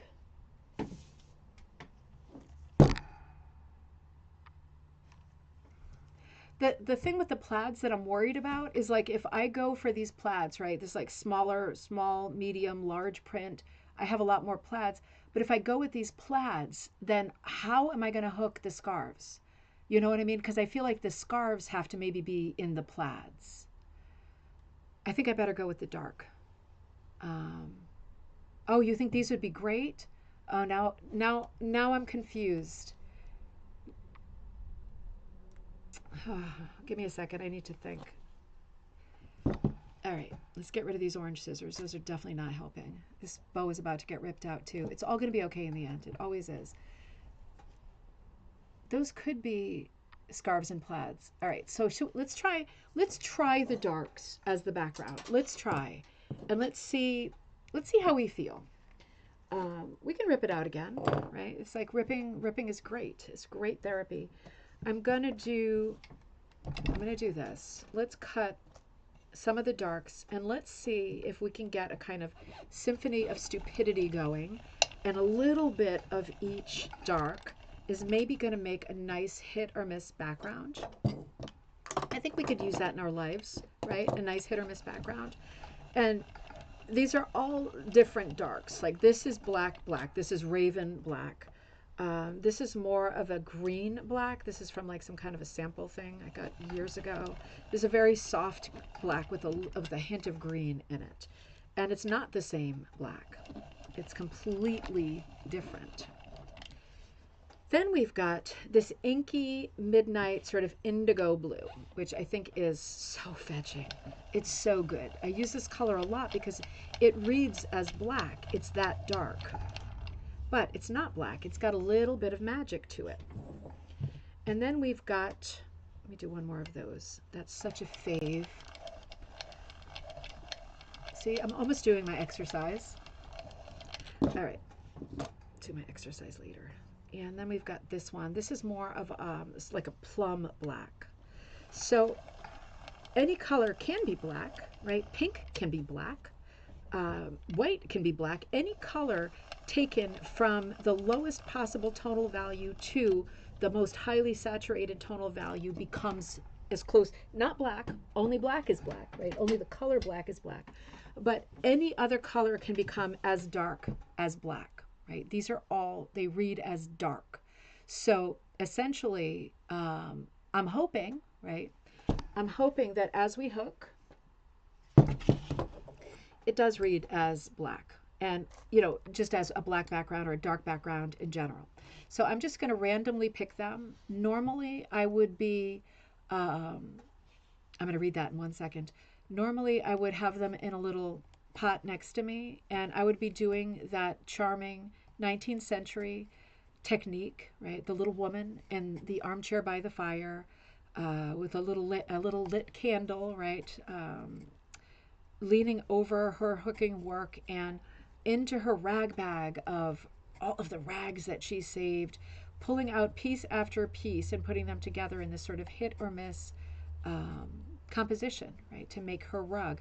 That is the original rug hooking. That is the charm and the romance of rug hooking, is randomly picking out pieces and working them in.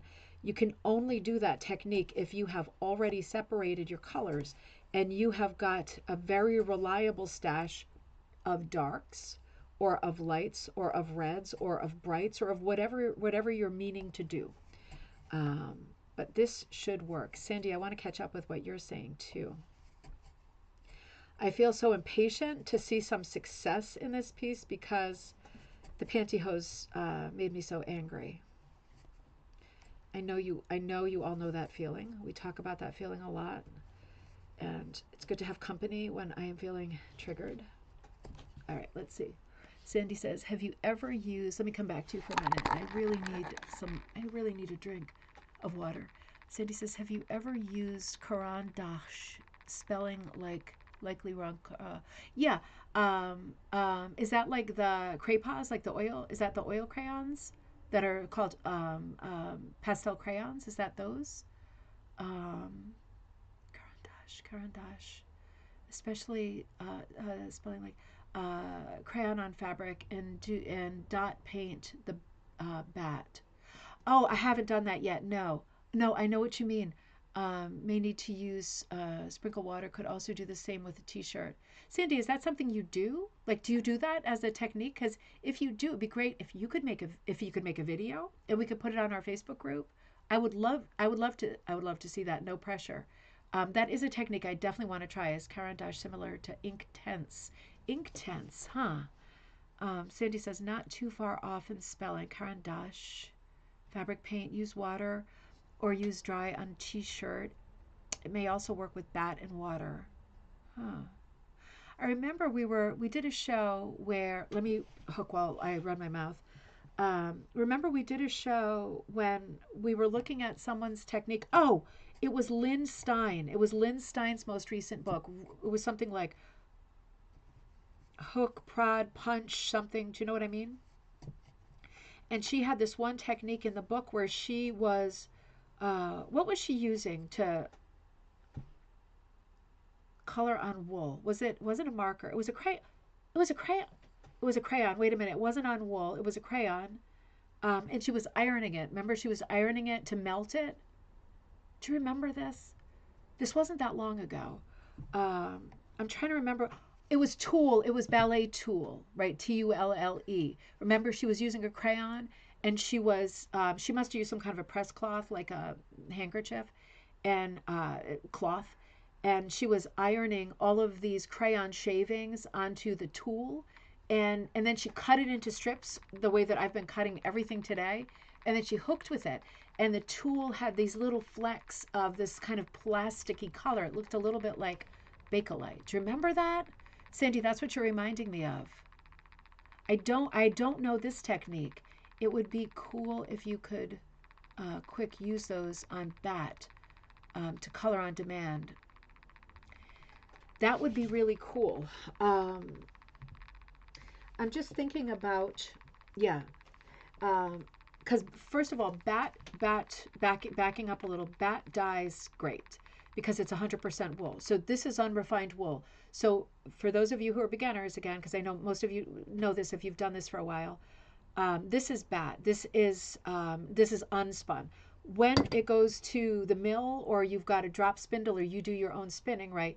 It gets twisted, and it becomes a bit more even, right? It pulls and twists at the same time. It becomes more even. It becomes this kind of form that is often sold in yarn stores. It's like a very loosely spun yarn.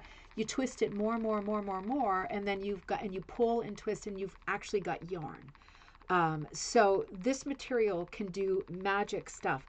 I'm guessing if you painted it or even did that crayon technique, I don't know the caran d'Ache. I'm going to have to look that up. That's going to be a good video. If you put anything on this, even something that will create a three-dimensional sort of residue like a crayon, it'll still hook great. The question will be, with this material, unlike tulle, right? Because tulle is so thin and it's got the holes that'll catch, in this case, the crayon, just talking about the crayon, the holes that will kind of catch, like hollows, pockets, will catch the crayon.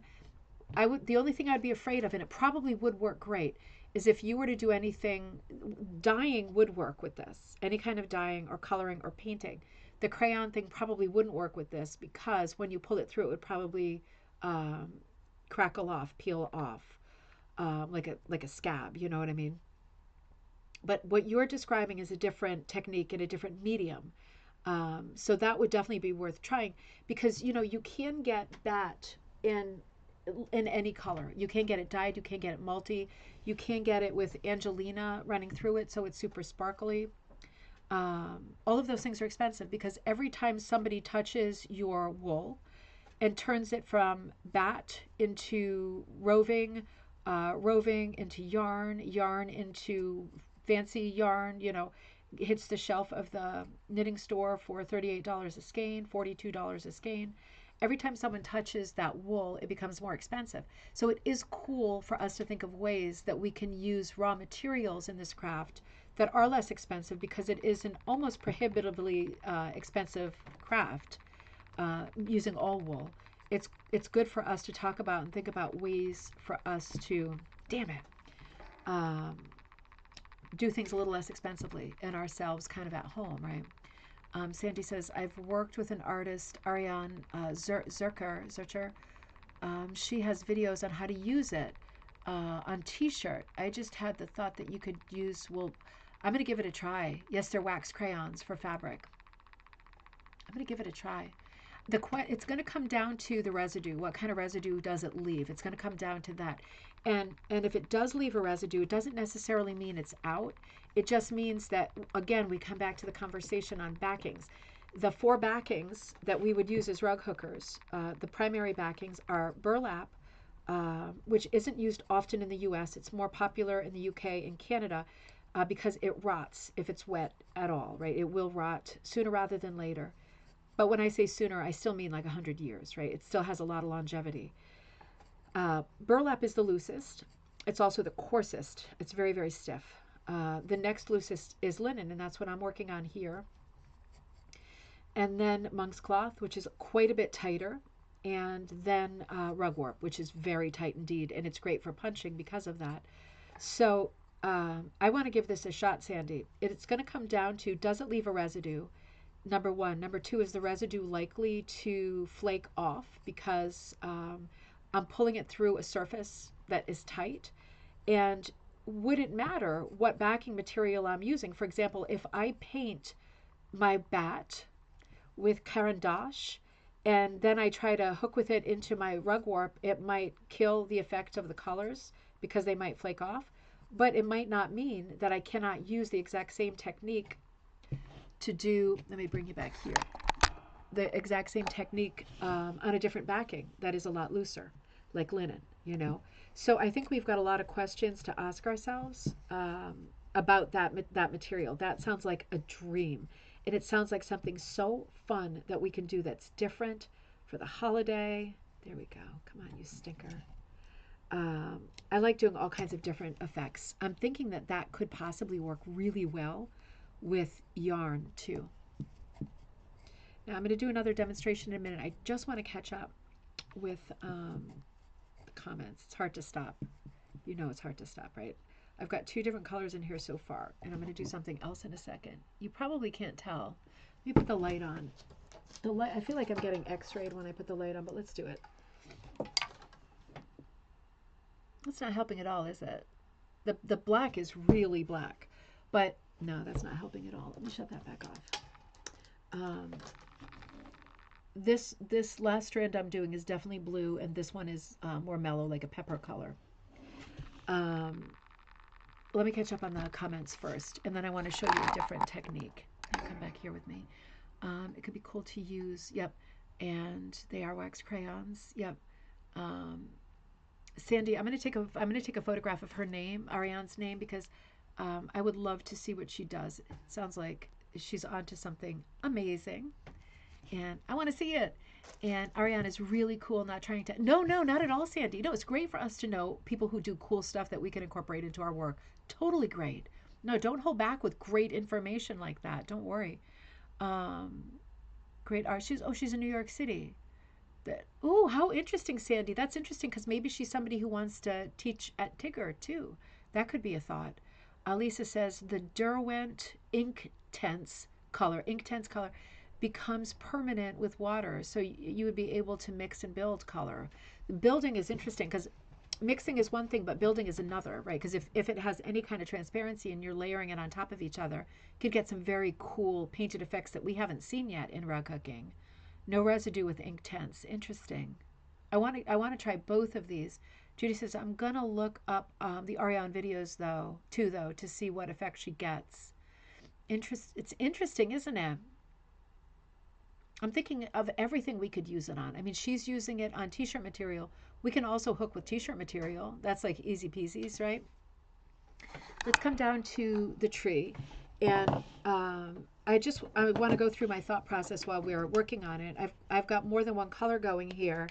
As I work my way out to the border with the scarves, I'm going to have these negative spaces around the background, essentially. And yes, I will drop snow in there. Have to remember that because this isn't pantyhose anymore, it's going to be harder to squeeze in little bits of snow. And I'm danged if it ain't going to be snowing in this picture. It will be snowing. You know what? I wonder if it should be snowing on the tree as well. anyway, I got to leave some areas a little bit loose so I can get some little one loop snowdrops, snowflakes up there. I'm just thinking in terms of filling in the background, because I am using a mixture of darks that are not all the same color.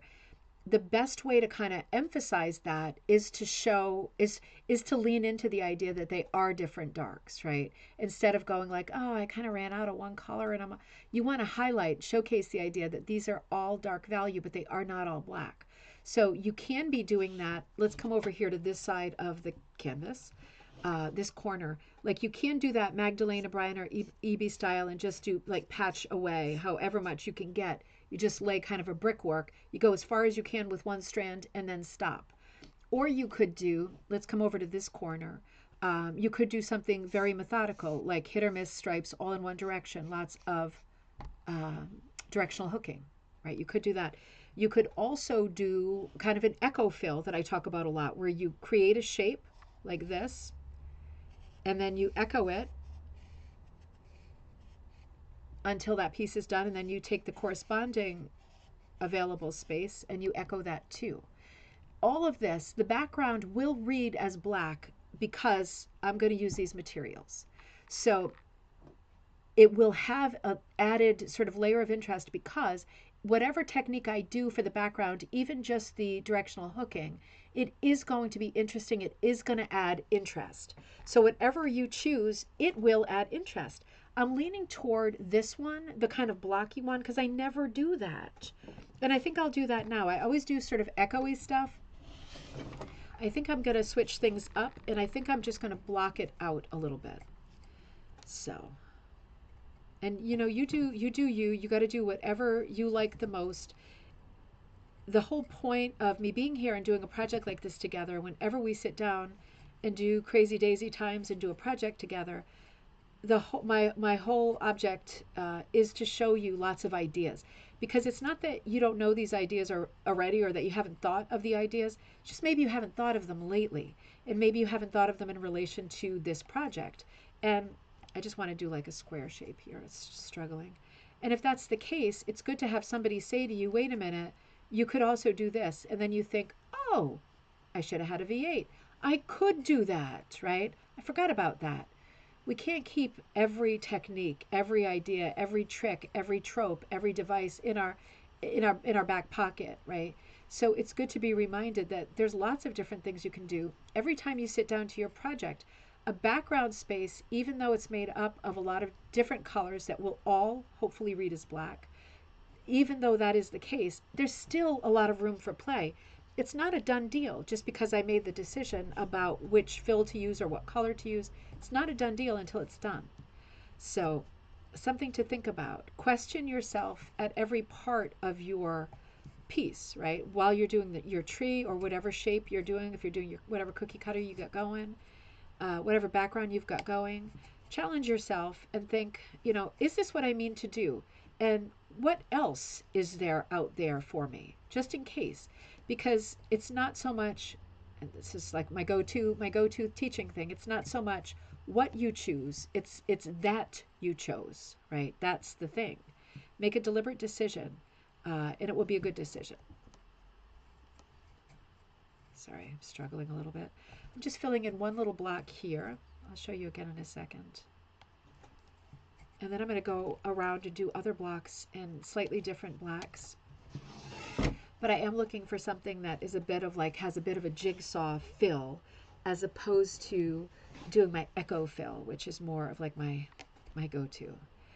When I realize I have a go-to, it makes me want to not go to it. You know what I mean?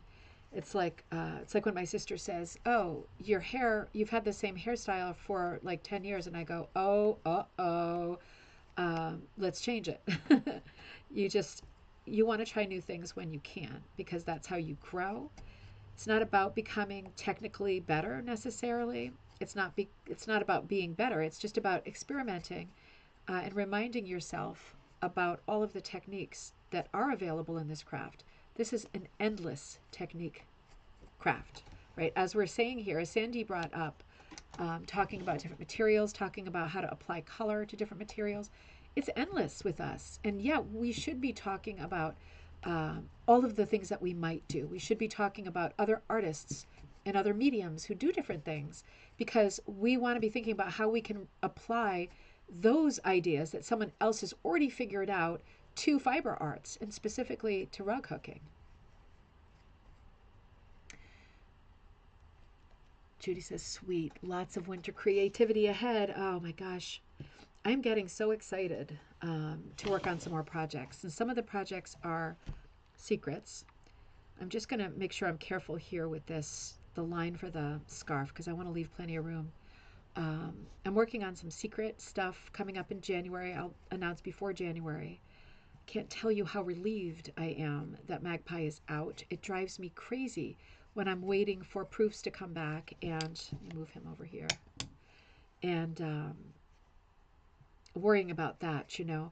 So just as a reminder, I put Magpie out as an Amazon link, and I wrote it in the Facebook group. I sent it to everybody who's a YouTube subscriber. I put it out only on Amazon for now. I will stock it in the store, but I'm going to be honest and say it will come to you quicker if you get it from Amazon, right? Because otherwise Amazon's sending it to me and then I'm sending it to you. There is holiday/Christmas content, so you might want it sooner rather than later. If that doesn't matter to you and you'd rather get it from Ribbon Candy Hooking, definitely get it from Ribbon Candy Hooking. I just want to be sure you get it sooner rather than later. And I want to be sure that it's possible for our friends who are in Canada, in the UK, in Australia, in Eastern Europe. We have some shoppers in Eastern Europe. You know, I want to be sure that all of those buddies can get the magazine and have it shipped locally. Because obviously, I know that Canadians, I know that so many of you bought it from Ribbon Candy Hooking for the first 3 issues and spent more for the shipping than the magazine cost. And I appreciate your loyalty, but that's just not fair. So that's the reason it's up there in that form. It's available as Kindle, and it's available as a hard copy. Um, yeah, so, and it ships locally no matter where you are. I'm right inside the tie on the bow right now, and I am loving the bow.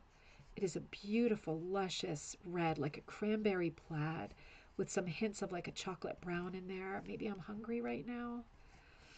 All right, let's see. We're getting there. Ruth, I think you were absolutely right about the dark. I'm going to put a different dark in there, though. Ruth, I needed that dark value. And I'm going to have to lighten up a little bit with the scarves. I think they're going to have to go a little bit gray. Or maybe just bright colors. Oh, I mean, why am I saying gray? I'm thinking so traditionally. No, they could be bright colors, couldn't they? They could be bright, cheerful scarf colors.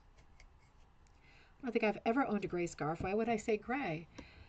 So, I'm just cutting underneath and being careful.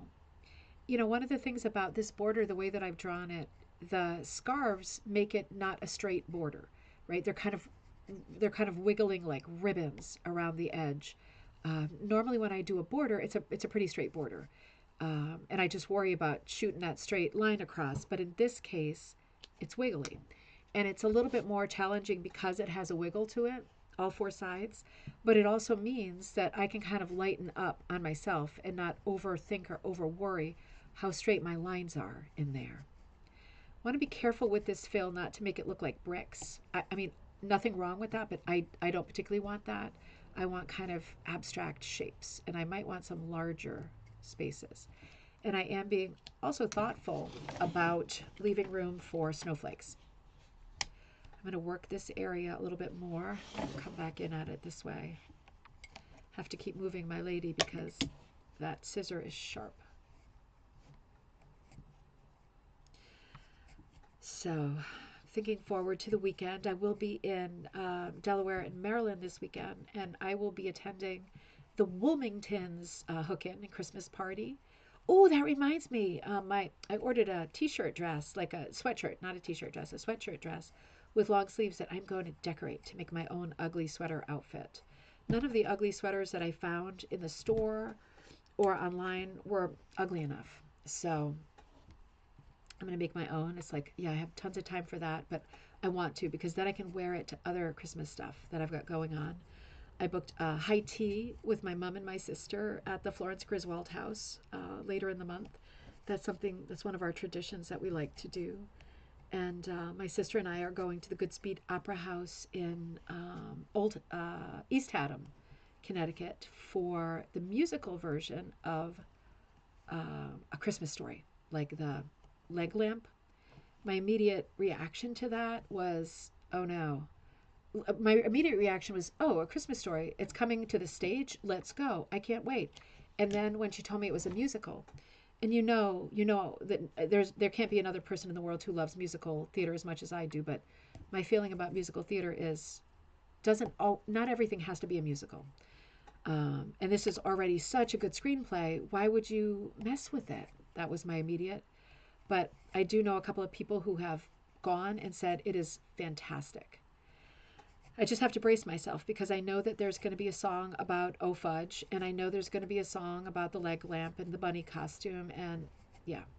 I just hope it's done in a way that is clever and not like, saw that a mile away, you know. But lots of nice stuff. Oh, and on Thursday, it's supposed to snow here on Thursday, and I really want it to snow for the kids because they would love a day off, and I would love to take them sledding. But I'm hoping it doesn't snow on Thursday because I booked a ticket at a library in Norwalk it's like half an hour from here. They're having a lecture. It's not the library. It's the something Lockwood House. Never been there before. The something Lockwood House. They are having a lecture on Christmas past, like 19th century Christmas traditions in America. And I thought, oh, I want to hear that. So I bought the ticket, and that's Thursday night. So I'm really hoping I can drive up there. I'm not driving if it's snowy, but I'm hoping I can drive up there. I would love to hear that lecture. But obviously I'm not going to do something dangerous, and I would not ever expect to get my money back at an event at a historical house because it would be such a bad loss for them too if they couldn't run that program. Be so unlucky as it like never snows anymore. We'll see what happens, but main point is that there's going to be lots of opportunities to wear that ugly dress once I make it, and I won't squander any of them. So let me squeeze one more in here. You can see I'm filling in this side fairly quickly. Oh, Dave, good to see you. It's our day. You're right. It's our day to celebrate. Happy International Raw Cooking Day, Dave. I'm catching up on your comments.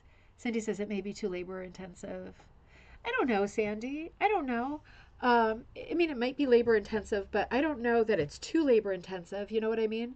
Like, all good things require work.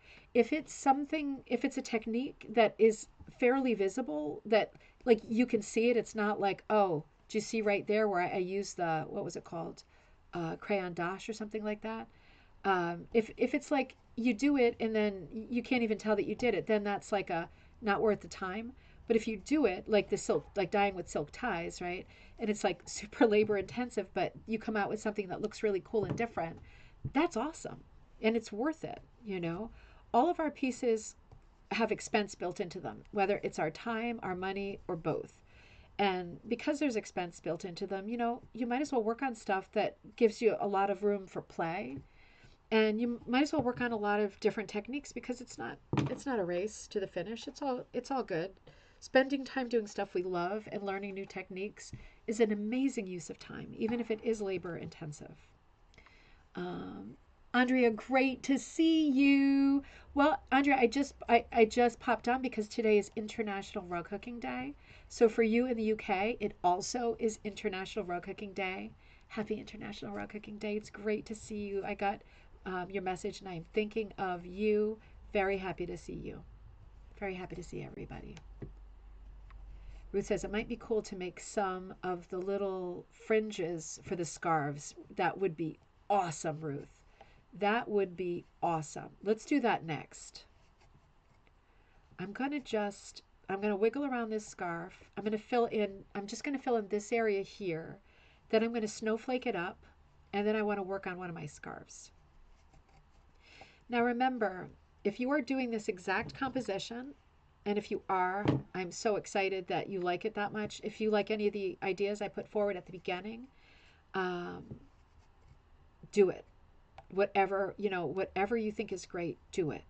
If you're doing something completely different with your cookie cutters, and there's so many things you can do, even just making a checkerboard and kind of alternating them. You know what you could do is make a checkerboard.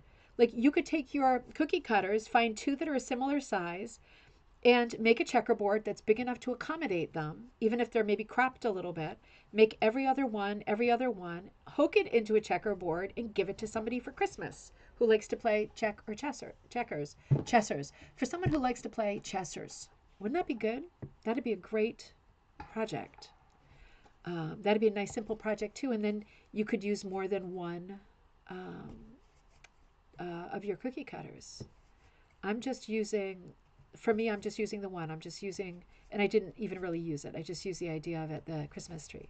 But if I had done that first idea, kind of zentangling the interior of the Christmas tree and breaking it down into a series of lines, if I had done that, I would be thinking of different backgrounds, right? I'd be thinking of different backgrounds, different colors, different everything. And I probably would have used the actual cookie cutter. In my case, for this day, I just wanted to keep it simple because I know a lot of people don't have the same cookie cutters or don't have any cookie cutters, or maybe you can't find the cookie cutters because it's not exactly time yet and they're just not out. And yeah, I get that. I am trying to leave a little bit of room for those snowflakes. So let's see. So I'm concentrating for a second. I am thinking about those fringes too. It is really fun to do spontaneous stuff together, isn't it? It really is. I love to see stuff pop up in our Facebook group, which is Rug Cooking Punch Needle Club. I love to see stuff pop up that we've worked on together, or projects that you did that we were working on live during coffee time or cocktail time. I love to do that stuff. Now remember, Friday I'm away. So I'm going to try to record some videos from the hook-in on Saturday, but I also don't want to be a pest because for a change, when I get to Delaware, I'm meeting up with Shannon, Shannon Carter, my buddy. Let's talk about her in a minute because I want to remind you about the book she's working on. I'm going to go up and meet up with her. We're going to, she already booked a hotel for us, so we're going to share a hotel. And we're going to go up to this house in Maryland. I forget what it's called. It's something like, I want to say like Hadley Hall, or begins with an H. Never been there, but it looks like an early American house. It doesn't look massive, it's not like a, Gilded Age kind of house, but it's like a charming little early American house, and they've got it decorated with like rush lamps and like early American Christmas decoration and that sort of folky feel. And it looks so charming, cute as a button, and I'm really excited to do that. So I'm going to drop the kids off at school on Friday, and I'm going to shoot straight to her. It's just maybe 5.5 hours away. Hopefully I don't get stuck in too much traffic. And we're going to do that house tour. And then at night, she found this great holiday concert to go to. Because really, I always think I'm going to make it to Midnight Mass because I love to hear the songs. I never do. I never make it to midnight. Oh no, a little bit of yellow came up there. This is a recycled piece of material, so that must be on it from like the dry cleaner or something. A marked blanket or something. Anyway, we're going to go to a holiday concert, and it said there's a little bit of opera, there's some traditional carols, some popular music, Christmas songs, and I thought, oh, that's going to be so much fun. So I love hearing those songs. I was thinking about Christmas songs. I have this book on the history of popular Christmas songs, like Santa Claus is Coming to Town, the Gene Autry song, and Let It Snow, Let It Snow. The ones that, Bing Crosby would sing or Frank Sinatra would sing. Not the modern ones, but like the classics. And yeah, it's a great book that talks about the history. It's an older book that talks about the history of all of those great songs, but also the history of a lot of the really early carols that are like hundreds of years old. Yeah, they're all so beautiful, and it's so nice to hear them live, right? Even if you don't celebrate Christmas, they are beautiful songs, and I'm going to be really excited to do that. And then on Saturday, we're going to go to the Wilmingtons Hook-In, and it's the big Christmas, blowout. So I'll have my outfit on, and I'll bring something to do the Yankee swap, and I got to find out what I'm going to bring. I got to bring something. They said don't buy anything. You're supposed to find something to bring, but I can't. I just can't. And I don't want to bring something rug hooking because then I'd feel awkward, You know, because people are allowed to, if they don't want your thing, they can pass it and you can steal from the person before. So I don't want to bring something that's like rug hooking, because then I'm going to feel like if people, you know, I'm going to feel like people feel like they have to keep it or whatever to not offend me, kind of thing. And I don't want to create that kind of situation at a party. It's so rare for me to be able to go to a rug hooking event where I'm not speaking or doing something like working. It's fairly rare for me to go and just hang out and fool around, you know. And they always invite me as a friend to do stuff. So, you know, I'm excited. I'm really excited for the road trip. And I'll try to take some content while I'm there, because there are some seriously talented hookers in the Wilmington Guild. And I would love to collect some content for you. I just don't want to make myself like the center of attention, you know. So if I can do stuff discreetly and get a little bit of video time with some of the people there who are working on like really extraordinary projects, you know that I'll do that and I'll be posting it. So be looking out for a video from me regardless, but not a show on Friday night, because I will be at that not the haunted, I will be at the that house, Hadley House or whatever, and then I'll be at that concert. So I won't be with you on Friday. I'll see if I can run a show on Sunday. We'll see how much content I can get in the meantime. And Shannon, before I forget, remember that Shannon Carter, right? She's really closely tied to the Ribbon Candy Hooking brand. She does the gallery night thing for me every gallery night so that I'm able to run that show. She puts everybody's work together, collects all those emails, synthesizes everything, culls everything so it's ready for me so I can just log on and run the show. She helps me do so much stuff with this brand so that I'm able to be live as much as I am, but also fill orders and create new products and work on books and Magpie Times. She helps with everything. And she is working on her own book, if you have not heard. It's a book about using rug hooking for healing and for your mental health. And you know, this is a subject that is dear to me as someone who has had a lot of help with depression. Um, you know, I've definitely used rug hooking for calming down and feeling better. And that's what her book is about. As an ex-military person, she has seen some you know what, and rug hooking has saved her, as it has so many people. So there are lots of people who you know who are contributing content to this book.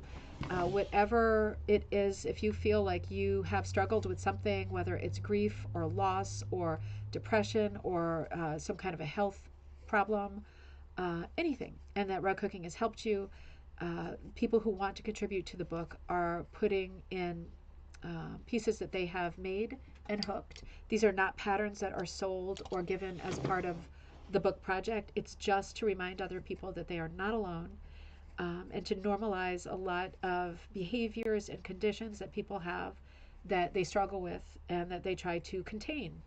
And if you're one of those people, think about it, whether you have something you'd like to contribute. I am definitely contributing my piece called Dumpster Fire, and I'll be working on that this weekend when I'm with her. You can get more information from me at ribboncandyhooking@gmail.com, or you can write to Shannon Carter directly. I don't know her email off the top of my head, but you will find her immediately on Facebook, because she is one of the prominent people in the Facebook page Rug Hooking and Punch Needle Club. And I'll tell you what, she's already said you can add something to publish anonymously if that makes you more comfortable, or not. Um, and she said, you know, it is supposed to help. It's there to help other people. It's there to remind other people that nobody is alone. So it's a really worthy project, and she's gotten quite far with it. So if you think that you want to participate, definitely reach out to me or to her sooner rather than later, before we all finish our stuff. And I'm going to be editing it for her and printing it. Before we get to that stage, make sure if you're interested that you jump in there. And high tea, I know, I can't wait, Mom. I cannot wait for our high tea. We used to go to high tea in Fall River, which I love.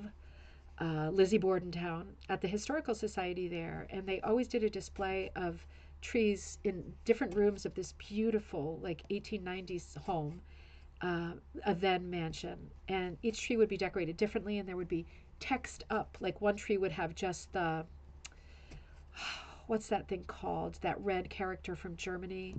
Um, you know, the Christmas character who's evil and he abducts children. He's like a devil character. You know who I mean. One whole tree was like him, and another tree was just like pearls. Krampus, the Krampus, that's it. Um, but it was so cool. They would decorate. One tree was an upside down tree. They always like hung one tree from the ceiling, and everything was hanging upside down. It was like it was defying gravity. It was so cool. But they haven't done that for a couple of years because they're restoring the Historical Society. And in the meantime, me and my mom and my sister started going to tea at the Florence Griswold House, which is a beautiful Impressionist museum, a former Impressionist art colony in Connecticut on the Lieutenant River, in Old Lyme, Connecticut. What a beautiful house. They do that exhibit of pallets, artist pallets that they auction at the end. They've got 2 rooms of giant Christmas trees with hundreds of artist pallets that are painted, decorated. Last year, one of them was mini punch needled by all these different artists, and then they auction them at the end. Super, super fun. And they do this amazing high tea with all of the little cakes and doodles and things to drink and eat, and it's so atmospheric. I can't wait, Mom. I can't wait. You can see I'm coming around the mountain here. I'm doing a lot of the background quickly. I'm realizing that it looks a little bit camouflaged because of the dark values and because one of the materials that is present has a lot of black green in it. But at this moment, it's not bothering me. Because while I am not against hunting, I don't necessarily want a hunting theme on my mid-century modern Christmas tree. But let's see how it goes. I could always pull out just those parts if it triggers me enough. But at this moment, I'm going to show it to you. You see what I mean? It's a little bit patchy in the background. I think it looks kind of fun, actually. What do you think about the green? It's hard to read it on the monitor. It's very subtle, the presence of the green there. It's not, it's not ruining my life, I have to say. But this is what I want to do. I want to add some snowflakes. I wonder if I could add, I know I can't leave this stuff alone, right? There's a problem with me and this stuff. I wonder if I could add the snowflakes with this. I don't want them to look all kitschy. So let's see, let me find a little hollow. And I'm only going to do a loop and leave 2 tails underneath, right? I'm not going to be correct. And wait a minute, I think I got it too thin. I'm not going to be correct and pull up the tails. No, that's too much of a rectangle, isn't it? Snickerdoodles. Okay, let's see. Oh, have fun with your errands, Mom. Have a great day. I love you. Let me see if I can do one that's a bit rounder. I wonder if I need it to be plumper. It's still a bit... It's not bad. Let me do a few. I'm just not sure. I don't want rectangular snowflakes. I know every snowflake is different. But if they're all rectangular, no, I'm not having that. Let's see.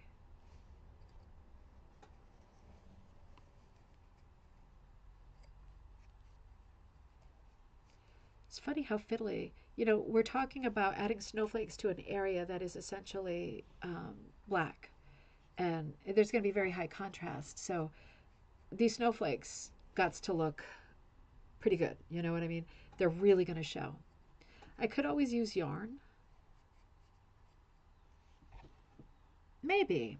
I'm going to try pulling some up at a different angle. Because if I pull them up at that angle, they obviously want to make that shape. Let's try a different one at a different angle. And I'm not doing anything with tails. I'm cutting them underneath. Let it snow, let it snow, let it snow. Don't let it snow. Not before Thursday. I don't know. What are you all thinking? Is it okay? I mean, I'm not creating realism, am I? I'm creating whimsy. I'm not sure I like that bow anymore. I'm not sure it's like, I'm going to have to fill in the tree, but I feel like the bow might be distracting because it's too many different colors. I like the way that it's tied, but I don't know that I like the colors. Yeah, I think I kind of like the snowflakes. Do you think they're okay? I don't want to overdo, as is my tendency. No, I don't like that bow. I'm going to have to make a more red bow, but at least I know what I mean to do, right? So literally, you know, if you're a beginner, we typically leave the tails on the top, but in this case, I'm not because I really want there to just be one little dit dot on the surface. I don't want the full Monty. If I do two tails and this is the wool bat, by the way, but if I were to put wool bat tails up there, yeah, it wouldn't look as filigree and fine, would it? It would look more like a hot mess. Yeah, I think this is okay. And I can decide again later. I can think about it later. It's already 12:15. The color's not helping. You know, I think it's okay. I think it's okay. I think I think that's not okay. I think there's too much dark in that bow. Oh, disco nap needed before midnight mass and New Year's Eve. Dave, that's a great idea. I just love New Year's Eve. Sometimes I feel self-conscious about going because I don't always go during the week. I mean, I rarely go Sunday to Sunday. So it's like I feel like if I show up after an absence, I feel like they're thinking, "Oh, I see how it is." You know, she doesn't come. She doesn't come every week, but she comes when the music is good. And then I would feel weird about that. I'm going to take these pantyhose out. These are some of the pantyhose I got from Timu, just because, you know, I was enjoying. Oh, Deanna. I was enjoying hooking with the pantyhose. It was just the other ones were too ugly. So I'm going to go for these. And I'm going to do a little bit of, the sun is really playing me, right? Um, oh, you love the bow? Ducked out for a while because I'm trying to crochet a border. Oh, right, right, right. Oh, I wish I was there. I would be crocheting it with you. I do have that great video. Did you look at the video? It's really long. Um, I bet it's going to be beautiful, Jessica. This is really very similar in color to the purple that I've got going, but the texture is different. It's a hair different. It's a hair more blue, and the texture is different. So I think that could be fun. Oh, I think I'm at the toes. Now these just came out of the package, so these are not like smelly feets. And I'm going to use this piece too because I have to use everything. So I'm going to cut off the little seam on the toe because why not? Can't leave the tip of the toe out. Kitchen sink. There we go. Done. All right. Yeah, I'm going to get a couple of these in. I might hook them double. I like the bow too, Jessica. I'm just not sure I like the color of the bow. I feel like I screwed up the color of the bow. I feel like it's not red enough. I don't know. Oh, good. Yes, you did. Good. Your yarn is bulky, so I'm trying to do it loose. Okay, so yeah, tell me how it goes doing the crocheting the edge loose. I'm going to have to do this single because these are really thick tights. The other thing you could do, Jessica, just as a thought, not that you're like looking for a complex project, but if you're trying to crochet the edge to finish it and your yarn is really thick, again, this is intensive, but you could unply it. So for example, if it's a 3-ply wool, you could cut it into lengths, which you don't want to, you want to leave pretty long lengths because you want good straight runs with crochet. But you could, if you love the material, unply it to make it a little bit thinner. I know you're going to come up with a perfect solution because you are such a resourceful hooker. Yeah, see, this goes really fast with this stuff. And I think I'm going to be able to add some movement to the interior of the tree, which is going to make me happier. Do a little bit of this. I like the way the snowflakes are coming out too. Yeah, I'm not happy with that bow. And I am kind of hooking with the wrong side of this because you can control with the pantyhose whether you're pulling up the side that is flat, right? You see what I mean? As opposed to the side that is not. That is not. You see what I mean? This has got like it's got the fold on it. And you see how the other ones are fat and flat, but this one here has like the double roll, right? Has the double roll. Showing you my roll's getting better, I gotta say. All of that sacrifice, my roll is getting better. This roll I don't want to be at all present, so.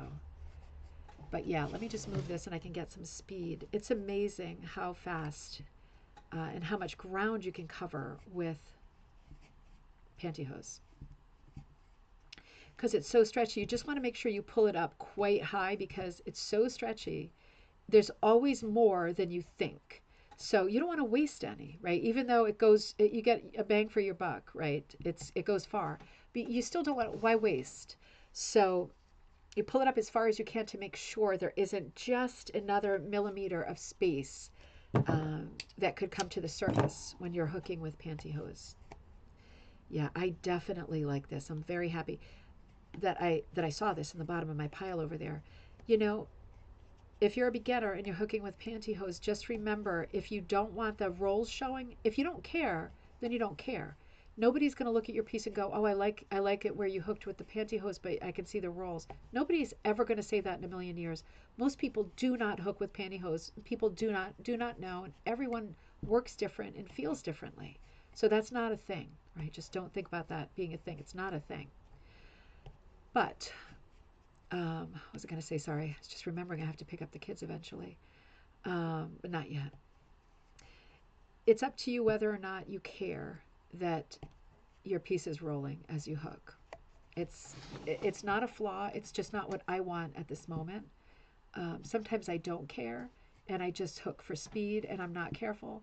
But just FYI, if you do want to be sure that you don't have the rolls showing when you're hooking with nylon, because it does curl into itself just like that, not like this, just like that, then just with your thumb, you hold it underneath. Right? I'm stretching it now. You hold it underneath just to be sure. I can feel underneath that the rolls are, I can feel them in my finger. They're not the side that is going to come up to the surface. They're not. I can tell that before they come up to the surface. So, and I'm sure I said this to you before, but I used to get my pantyhose from Hanes because they did this program, this like seconds program for all of the imperfect pantyhose. They would sell them bulk, like it was almost a refrigerator box that showed up for like $30, including shipping. And I was able to sell the pantyhose super cheap because I bought them super cheap. And then that location closed. It was like a factory location, like they were actually making stuff. That location closed, and that was where the program was hosted out of. And it took forever for me to get in touch with somebody at Hanes to say, well, who do I contact now about the imperfect tights? And I finally got to the tippity toppermost poppermost, and the answer is they don't do it anymore. And I find that so discouraging and disappointing, not just from a craft point of view, but because you know that there's imperfect tights. You know there are. And they're going into, I'm going to guess they're going into the garbage, because if they're not selling them or giving them away, then where are they going? It was insane amounts. So that is really disappointing, but I guess that's a bit of a testament to modern life these days, right? It's like, who cares? You know, nobody cares. Because I was like, this is very upsetting. I'm going to cut this one on the surface there. Got a little bit left. I don't want to do all of it in this material. I'll flip again in a second. Yeah, it's very, very fast to fill in stuff with pantyhose, particularly the thicker pantyhose. These are like winter tights, you know. And yes, I do mostly small local shopping at Christmas. Honestly, I do. But with something like this, you know, it's very hard ever since Hanes to get pantyhose at a reasonable price. I'm not spending $12 for a pair of pantyhose, right? And I need like 20 different colors. I can't do that. Particularly if I use stuff like pantyhose in kits sometimes. Pantyhose is nylon, right? So it becomes like impossible. I'd have to charge so much for those kits that, you know, it'd be ridiculous. So this is one of the occasions that I do go abroad to find pantyhose, and they are there on Temu, and they're between maybe $2 to $3 for a pair of extra large. And there's a lot of meat on the bone. I get a lot out of them, and I'm able to use the material to kit stuff so other people can try it too. So yeah, it is what it is, and I keep my eyes and my ears open in case anybody starts, you know, any legitimately pantyhose company, particularly somewhere local that shipping would be easy, starts making the whole, not wholesale, but the whole seconds or imperfect thing happen again. And if you hear about it, please let us know, because I think a lot of us would like to get our hands on a lot of pantyhose. Gosh, that didn't sound right. Hey, Catherine. Hanes is selling the irregular pantyhose to Temu. Do you think they are, or are you guessing? I don't think they are. I think I think Temu's manufacturing them abroad would be my guess. And to be honest, with the exception of Hanes, I think most of the pantyhose are being manufactured abroad, and so we're buying them regardless. But no, they're not that good quality. Which, if I was wearing them, would be, you know, alarming. They're not bad. I have to say they're not bad actually. The ribbing is very noticeable. I have to say they're better quality than I would think. I have gotten some that are quite bad, that are a bit too cottony, not enough stretch, a little bit too nubby, you know what I mean? But yeah, these are actually okay. Oh, Catherine, I missed your other comment. If you're doing a wall hanging, is it okay to leave the tails underneath? Yeah, absolutely it is. Absolutely it is. You know, the other time when it's an issue to leave the tails underneath, I think, is if you're making a rug and we're talking about a large amount of big tails hanging out under the rug. Those could become jack trippers, without a doubt, right? Because it's like all these nubby knots under there. With a wall hanging, don't give it a second thought what is behind, right? Do not look behind. And even now in rug hooking, in terms of judging stuff, we don't look behind the piece anymore. It's just not done. It's considered not done because it's not fair. You know, it's not fair to be looking behind someone's work. If you think about fine artists, painters, does anybody look at like their sketchbook to see what got them from point A to point B before they decide that a painting is great and eternal? Does anybody like look at go into a musician's computer and look at all of the versions or takes or modifications or pitch stuff that they did with the vocal part before they say like this singer is great or this song is great? No way. So in rug hooking, you know, it lasted way too long, the idea that it was at all okay to look at the back of someone's work. It's like looking into their soul. No, that's nobody's business. As long as the front looks okay, you came to the image that was on the front. And hey, if that image is great, that's the whole story. Nobody needs to know any other parts. None of the rest of it is relevant at all. So yes, definitely leave your tails.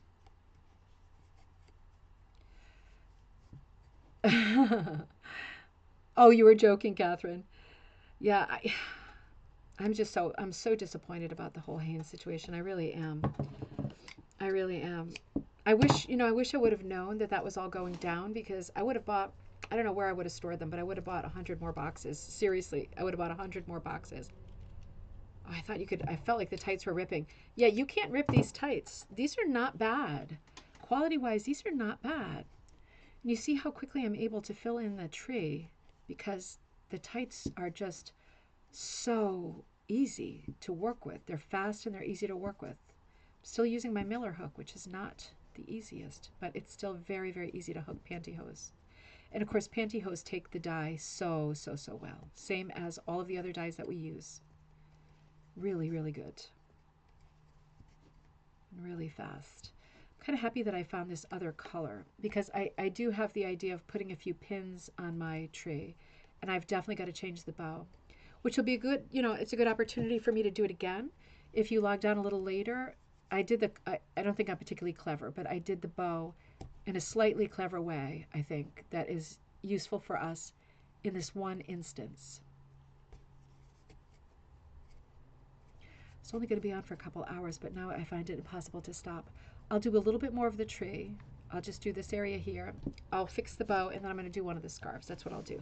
Because then I got to get a couple orders out. And I'll have to pick up Teddy soon.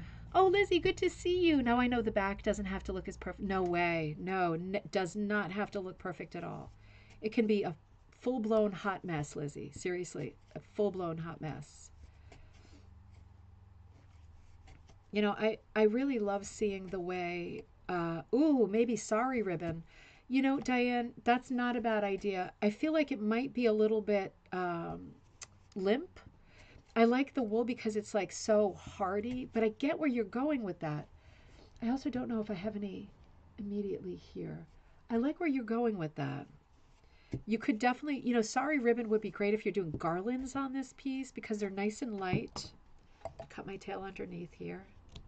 Just do this last little bit. If you also had like a if you had a piece of, wait a minute, let me think, metallic fabric, like, you know, a novelty fabric from Joann's.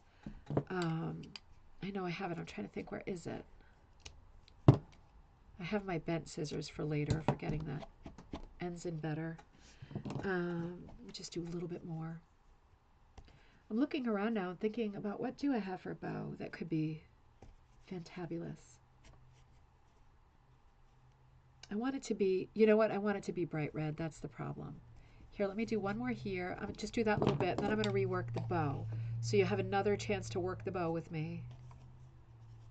Working the bow. All right, one more here.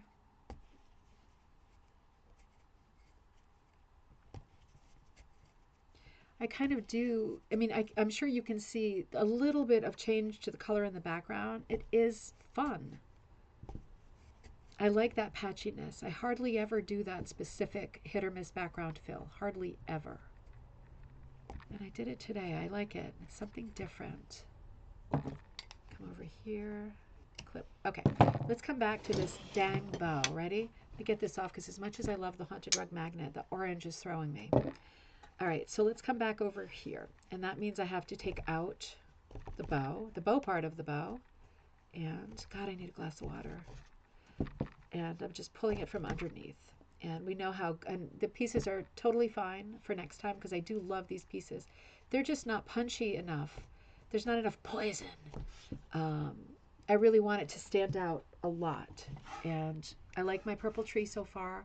I like the dark background. I like the dots of snow. And I'm going to like the scarf. I'm going to put the scarf in here in a minute. I really want a red bow. So I'm just double checking.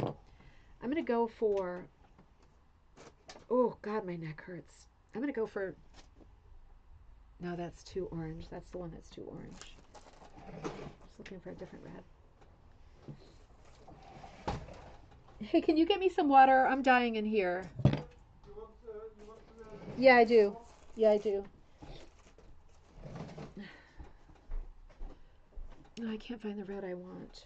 You know what? I'm just going to use this red. I bet it's going to be pretty when it's on. I'm just going to use it. Can always change it later. All right, this is very thick too. So let's see. I'm going to see if this one rips. This is a bit of a fleecy material. It does rip, but that wasn't straight. Thank you. Yeah, I was dying. Yeah. All right, there we go. I want to be sure it's long enough too. So this one rips good, and I like the fact that it rips because it looks like a real ribbon. So yeah, I don't want to make it too long, too wide. Let's see. Okay, still good. Okay, might be too wide. Wait, I'm just gonna have a little bit of water.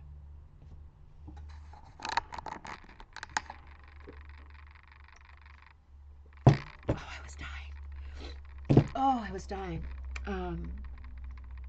Thanks, Diane. Or velvet. Ooh, that's a great idea. Diane, what did you think of the idea of me sending you some velvet for the April in Paris rose? Does that sound okay? It's very easy to hook with velvet. Very easy. Velvet for me is like hooking with pantyhose. It's so mushy and easy. I'm just debating whether this is a little bit, I think this is a little bit too wide. Damn it. You know, let me see if I can do it just a little bit less. Just a little bit because I want that raw edge on there. I bet it's going to atomize. Let's see. No, we're good. All right, there we are. Let's do it. All right, so let's come back over here. Okay, awesome. I'm glad. Now, what did I do? Let's remember what I did. I cut the tails. Yeah, I cut the tails. So I wanted the two tails to be in the front, right? So I dragged, yes, that's what I did. I folded my piece in half to make the bow. And I've got this little fold here. I dragged it through my piece right at the top of the tree, right? Drag it back down to the underworld. There we go. And the tails go with it. And this is a good time to fuss with the tails, right? Make sure that they're looking the way that you want them to look. The side of this looks a bit ratty. There we go. Yep, that's going to work. So underneath, I've got my, it's just this, like this here, right? For now. I'm going to pull it back up. I'm going to fold it together. So I've got like a double. It's going to be hard to pull it up because it's thick, but I'm going to attempt to pull it back up. Got to leverage it. Be smart. Don't rip your stuff. And it came up really nice, really nice. And then I got to fool with this again because that kind of changed the way things are sitting. You see now how I have that knot? You could do it bigger or smaller. Right? Maybe a little bit bigger. Right? And I kind of fanned it out. And now I'm coming back under here. And I'm going to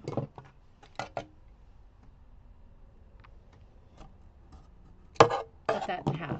So now again, I have the two pieces. And I can grab one and just start hooking the bow part. Hooking the bow. And it's pretty wide, but I think it is, it has a lot of weight, and I want it to. I want it to have a lot of integrity, because the bow, I feel, is important. It is basically like the tiara on the top of the tree. The little crown. You know what? I can't get another loop, so I'm going to go that. I don't want any tails in the bow, because to me it's important that the bow has a good even texture and a good rhythm of loops. And if I can't get another loop, I'm going to try. I'm just going to try. No, it came up as a tail. Nope, can't have that. I'm going to push it back through. Oh no, my hand just grabbed some of the blue and ripped it out. Oh, Jiminy Cricket. Now I can't get it back through because it's so tight. Damn it, Deanna. Why do you do this stuff? Right? I was just trying to get like another mill of something, and now I got into a problem. You know, I'm going to have to come through under here. Stupid problems. Being stupid leads to stupid problems. There we go. Bring it back down. Stinker. All right, got it. And I've got to rehook the blue. I can feel that I was messing that up. I think that's good. All right. And then I'm going to take, you know, I want to finish that bow. I'm just going to trim this piece down because I want it to be the right width. It doesn't have to be perfect. I'm not taking out a ruler, you know. Yeah, Jessica, it does, doesn't it? It really pops against the black and the purple. It turned out to be a good thing. And thank you for noticing. And for my mouth that is always running saying how important it is to have a good mixture of cool colors and warm colors, and I rejected it solely based on the fact that it was too warm. And now it's in there, and yes, you're right. It's absolutely perfect because I needed a warm color in here. I might bring a tail up on this side. Yeah, I think I'll bring a tail up on this side. Let me show you what I'm doing over here. I'll show you when I'm done too. It's a little hard to hook at this angle, but I think I got it. Yeah, in rug hooking language, when you have a color that is like really, we say dark, light, dull, bright, DLDB. That's the magic formula for color planning. But when you have one color that really pops, that's the color that in rug hooking we call the poison. This is the poison. Perfect. Look at that. Right, and then I can fool around with these guys later, but that part of the bow, for me, maybe one more little doodle. You know what? I might drag that tail up again. Flirting with disaster here. Because I feel like it could just use a little, tiny bit more color. Tiny bit, just to finish that corner. Tiny. Perfect. Perfect. Perfect. That's just what I needed. Look at that. Ah, yeah. Okay. So now I'm going to cut underneath, and I'm going to do the other side, the other bow. Remember, I still have that half hanging down. So let me deal with that first. Okay, he's right. He's right. He's right there. No, he's right here. Yep, he's right there. So, and you know, the bow doesn't have to be exactly the same on both sides. If you're into matchy-matchy and you think, oh yes, it does, then it does. But if you're like, yeah, it still looks like a bow, it looks like an imperfect folk art bow, then good. You don't have to be perfect. You don't have to be perfect as long as you like it, right? You don't. I don't have to like it. You have to like it. You're the only one who matters. Bring up one more, and you know what? I shouldn't have done that because that's going to create a weird shape again. Stuff like this, you know, the bow is really going to stand out, and for that reason, it's pretty important that the shape of it's right. If it wasn't going to stand out and it was just part of the background, I'd say, good enough, let's keep going, get some speed. But with something like this, you know, it really stands out. I want to be sure that my loops are placed well, neatly according to my taste. And I think this will probably be the last one. I got to see this part better. I'm doing like looking for ticks on the dog over here. And let's get one more loop up.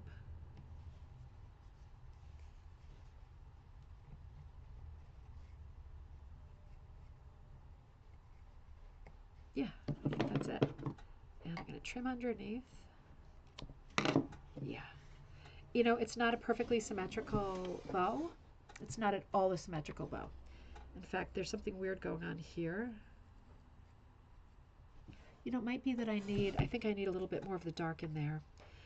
It could be that I fool with it later, or it could be that it's good enough. And I'll have to decide that later, but I do want to do a little bit of the woolly scarf, and then I gotta go get some orders out. Yeah, let me add a little bit in here.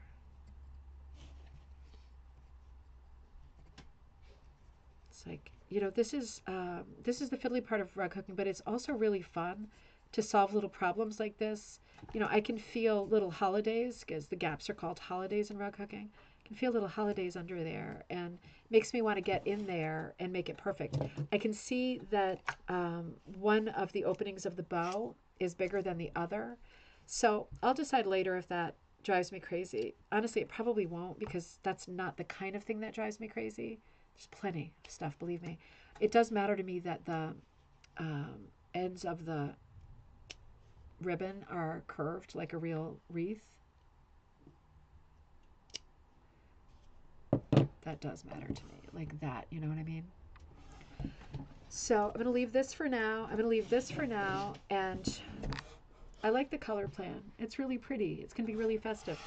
Now, I struggled so much with color. Oh, Caprice, good to see you from Alabama. Oh, I'm so glad you're there. I'm glad you're there live too. Oh, Judy says stretch velvet, cotton velvet would have zero stretch. Cotton velvet is velveteen, and it does have zero stretch. You can work with me. Work with it. It's not a lot of fun to work with. It's hard. It's a little bit hard to work with, and the loss factor on velveteen, because it's got a very low pile. It's, oh, my neck. It's cotton velvet is velveteen. It's got a very low pile. It's not a luxury fabric, right? It doesn't have to be, but it has absolutely no stretch. And as you pull it through, the shedding factor can be quite high because the pile just wants to come off coming through this tight backing fabric. Sometimes it's okay, sometimes it's less okay. Like a lot of materials with rug hooking, it can be different from one to the next. It's not like all cotton velvet is bad. It's also not like all stretch velvet is great. Some stretch velvet is really difficult to use, and it's not great at all. I remember in one video I cut up a scrunchie for Jocelyn's hair, like it was like a tie-dye stretch velvet scrunchie, and you know, you could work with it, but it wasn't like a pleasure to work with. It was a little bit limp. It was low quality material. I only needed it here and there for little bits, and it worked great for that. And I mean, I bought the whole pack of scrunchies. There were like 5 or 6 different rainbow scrunchies on one card for like $3.99. So the price was right.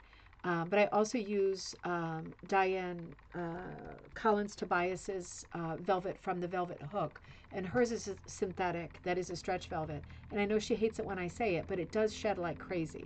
It has a lot of integrity. There's no problem with loss, whereas velveteen is more likely to you'll get like bald spots if it doesn't want to come through. Stretch velvet won't do that, but it does shed lint, and it for me has the same effect as glitter being in places. Having said that, I hook with it a lot because it's easy, it's fast, and the result is amazing.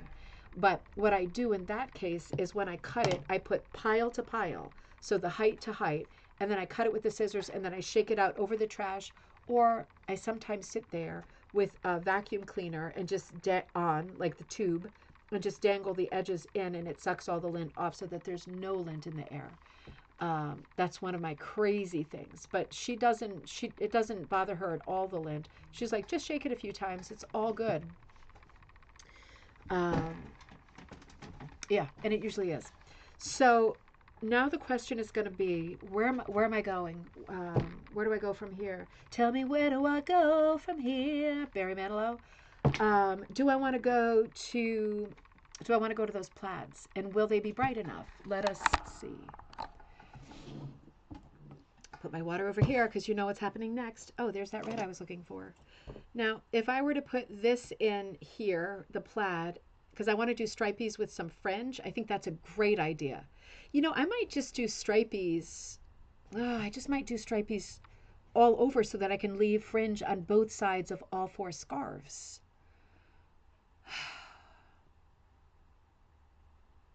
That's really tempting. Okay, I need some input here because this is going to be hard to choose. I like this one too.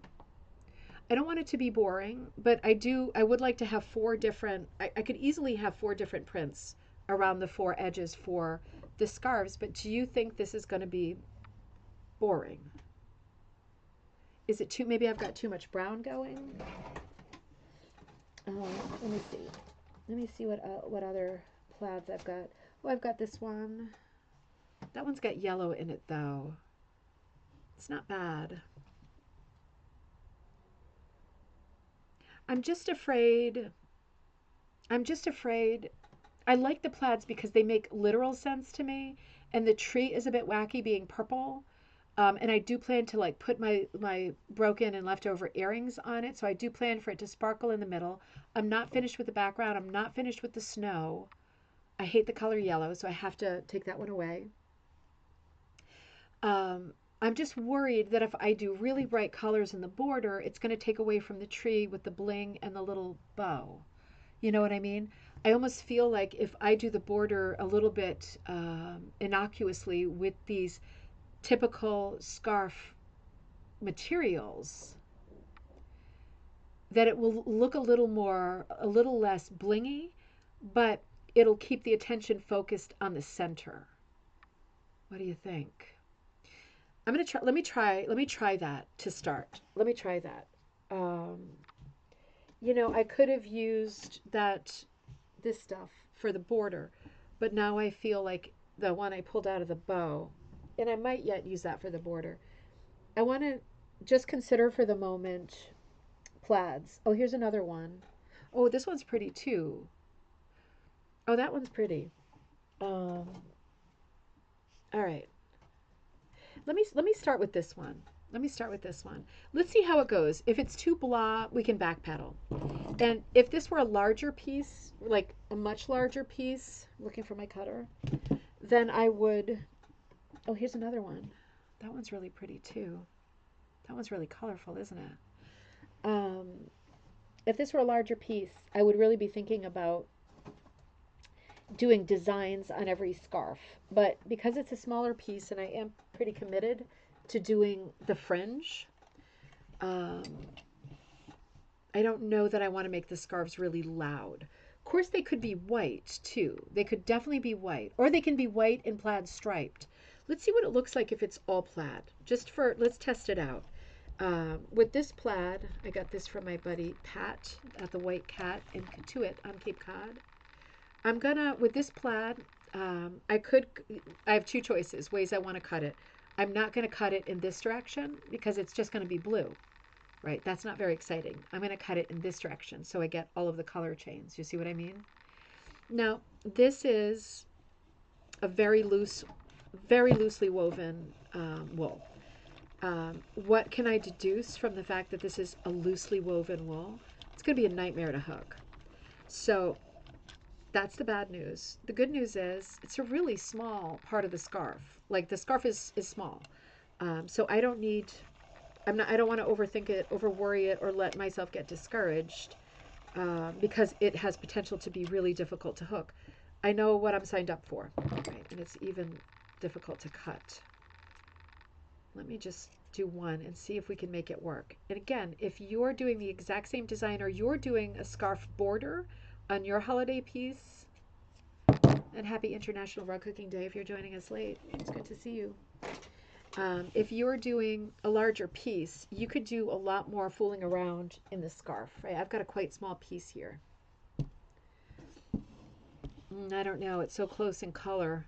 I'm already like not sure. I'm going to get the lightest one and put it next to the dark background. And I'm remembering, I'm going to have to move the piece actually. I'm remembering what Ruth said. Let's try to do a little fringe. I think that's a great idea. And this is going to be done. I have the scarf set up as, yeah, that's good. I have the scarf set up as a log cabin configuration. I'm going to show you what that means. Because if you're going to do this too, you should really understand why we broke it down the way we did. Get ready for some wildness with the pad. So I know it's doing this. I'll hold it up in just a second. So this is what a log cabin quilt does. Awesome.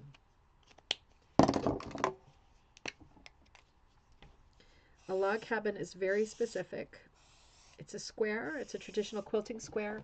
You really have to not go to the edge. Do you see what I mean? To make it work. You see what I mean? If you were doing a whole log, and this is what I'm doing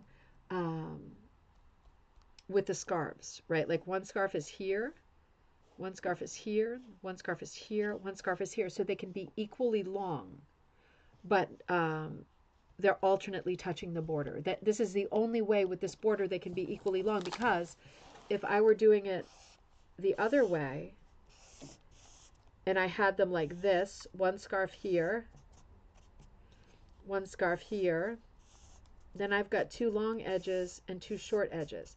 There's nothing wrong with that. There's nothing wrong with that. But because we're talking about a scarf, I think it's important that it's an odd border. It's an unexpected border, right? Because of that, I think it's important to give it some kind of stability by keeping the size the same from one to the next. Nobody's expecting to see a border that's made up of 4 winter scarves, right? That in itself is the novelty. That's the trick. That's the joke. But if you break them up into being different sizes, it's not going to be as effective as if you do the log cabin configuration, right? So again, you just make sure you're not hitting the edge as you draw that border, okay? All right. Let's do it. Let's do it. So I found my lightest, the lightest ones, and I'm going to put them closest to the side here, because I want there to be the most contrast here to the background. And if that ain't going to work, we're going to have to switch to plan B. So I'm thinking about how to do the fringe. I'm going to, incidentally, the background will have to reach out to the 4 corners, because these don't close the composition, right? This is open here where the fringe is. This is open where the fringe is. There's going to have to be some background hooked over here, and that'll be the dark color again. So knowing that, I can easily say, I want my fringe to hang from here down. I want my fringe to be from here to here, right? If that's the case, I'm going to be hooking the background under this, right? And in theory, I should have hooked it first, but I want to hook a few long pieces down at the bottom that are going to serve as fringe, and I can trim them later. And from there, I'm just going to hook up on the scarf. I could do it in stripes. I could do one row, this funny plaid. I could do the next row white or black or bright red stripes or whatever, and alternate. That might not be a bad call. The thing is, I do want the border motifs to read as a scarf. I want the joke to be, firm. I don't want people to look at it and go, "What's that wobbly line?" It's a winter scarf, ding dong, right? And if they don't know that, it's because I didn't do a good job. Now I'm a little bit worried because you can see there are parts of this scarf where it is touching the edge and it is kind of blending in. I don't know that that's something I would want to keep, but for our purposes right now, because it is kind of getting on, and I do have to think about getting some work done before I go get the kids, I am going to give it a hot minute first. Before I completely shut it down, I am going to think about it. Certainly hooking with plaids creates incredible interest. Incredible interest. Because each loop that you pull up, is a different color and gives you different, material and a different feel. Much, much more interesting than hooking with a solid or even a mottled. But you can't use plaids all the time. Plaids are traditionally relegated to, I'm just feeling underneath for how long a piece I've got, because I thought, oh, is he going to make the tail? I don't think he's going to make the tail. Dang it. I'm going to have to add the tail. So close to, yeah, this is my last loop. You know what I'll do? I'll just shoot. I could feel the tail. If I had just made that one a little bit shorter, I think I would have made it. That's okay. I'll do this. I'll just hook one more loop, and then I'll pull a tail up. And then I can leave the long tail. So let's pull him carefully, because he will want to fray because he's a plaid. Let's pull him carefully like this.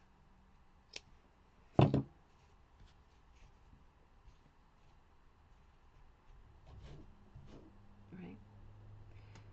That's quite fun. I quite like that. So let's do it again. I'm going to pull up here. Wondering if I'm tempted to do stripes, but for now I'm just going to leave it because I'm also curious to see how these two plaids, it's the same plaid, but how these two plaid strips laying next to each other, I'm curious to see how they're going to look together. Because I'm not, it's, unless there's some kind of weird perfect storm here, I'm not going to be able to link them up color to color and butt them to the same color next to them. So it is in its own way going to create a field of plaid that is quite reminiscent of a plaid scarf, and the sort of haphazard or random way that a plaid pattern would naturally hook up. Okay. I have to say I'm kind of liking this. I'm more than kind of liking this. I'm kind of loving this because it's also subtle. And Ruth, great idea, because I love the way that the fringe on the scarf complements and echoes the fringe, the two tails on the bow. Like that makes literal sense to me. I don't like it when my projects are too cutesy and when there's a lot of proddy, and proddy is three-dimensional ends on something. So these are both proddy effects. I typically don't like proddy in my pieces because I think it's too cutesy. But in this case, number one, it's a Christmas piece for me, right? This is a Christmas tree for me because I celebrate Christmas. And because of that, I like it to be a little bit Christmassy and a little bit over the top. Again, this is probably the only time of the year when I would say I like things to be really corny and over the top. And I like it more now than I did a minute ago because I like the way that the fringe complements these guys. And, in theory, you should not be putting your bow in till the rest of it's hooked, because it might be that my hand catches that bow a bunch of times and roughs it up and it doesn't look so good. And I might have to redo the bow. And that's fine. It's just that I wanted to do the bow with you on camera. I gotta say, I love the way that this scarf is hooking up. Let me add the tail here. Oh, hey, Pitter Pat. Pitter Pat the cat just came in. And you want to be careful when you pull it through because remember, plaids are really temperamental. Can you see how this is going along? Let me bring you up a little bit higher. And I mean, you're probably not seeing it exactly the same way I'm seeing it, but I can really picture finishing hooking this scarf and doing a couple of other plaid scarves here. It's going to be very understated. Like it really is turning into kind of a folk palette scene with the exception of the bow. At first, remember I was fooling around with the whites and everything, and I was kind of working my way into a mid-century modern palette, which is typically red, green, and pink for Christmas. And I was going in that direction for sure. And, I ended up pulling back on that. And gray is a big mid-century modern color. We pulled out the gray. I went back on all of that because it just, for me, it wasn't grounded in the sort of traditional feeling of the season for me. I guess that's at the end of the day even more important than color, because using these traditional materials like these warm plaids and tweeds that people would be wearing at this time of the year, in their jackets and their hats and their scarves, having those materials in this piece to me makes logical sense and makes me like the piece more. And remember, this with this scarf, I'm not going straight, I'm kind of wiggling. So it's important, since I started with a wiggle, it's important that the lines that I do, the further width that I give to this scarf, it's important that I follow that wiggle, right? I don't want to suddenly start going straight. I want to keep wiggling. I really like this. Oh, Jessica, have a great time. I can't wait to see the way that you are. Which piece is it you're crocheting the edge on? Is it the tree skirt piece, or is it one of the snowman pieces? I'm probably going to be on for another 10 minutes, something like that. And then I'm going to hit it too. I just would like to try one more scarf.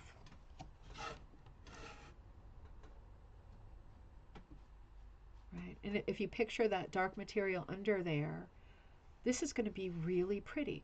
Now, I have to be careful on the top, right? Because of this bow. To be careful on the top to choose something that I think is pretty drab. I've got some other nice colors here. I've got this one that has a nice purple quality.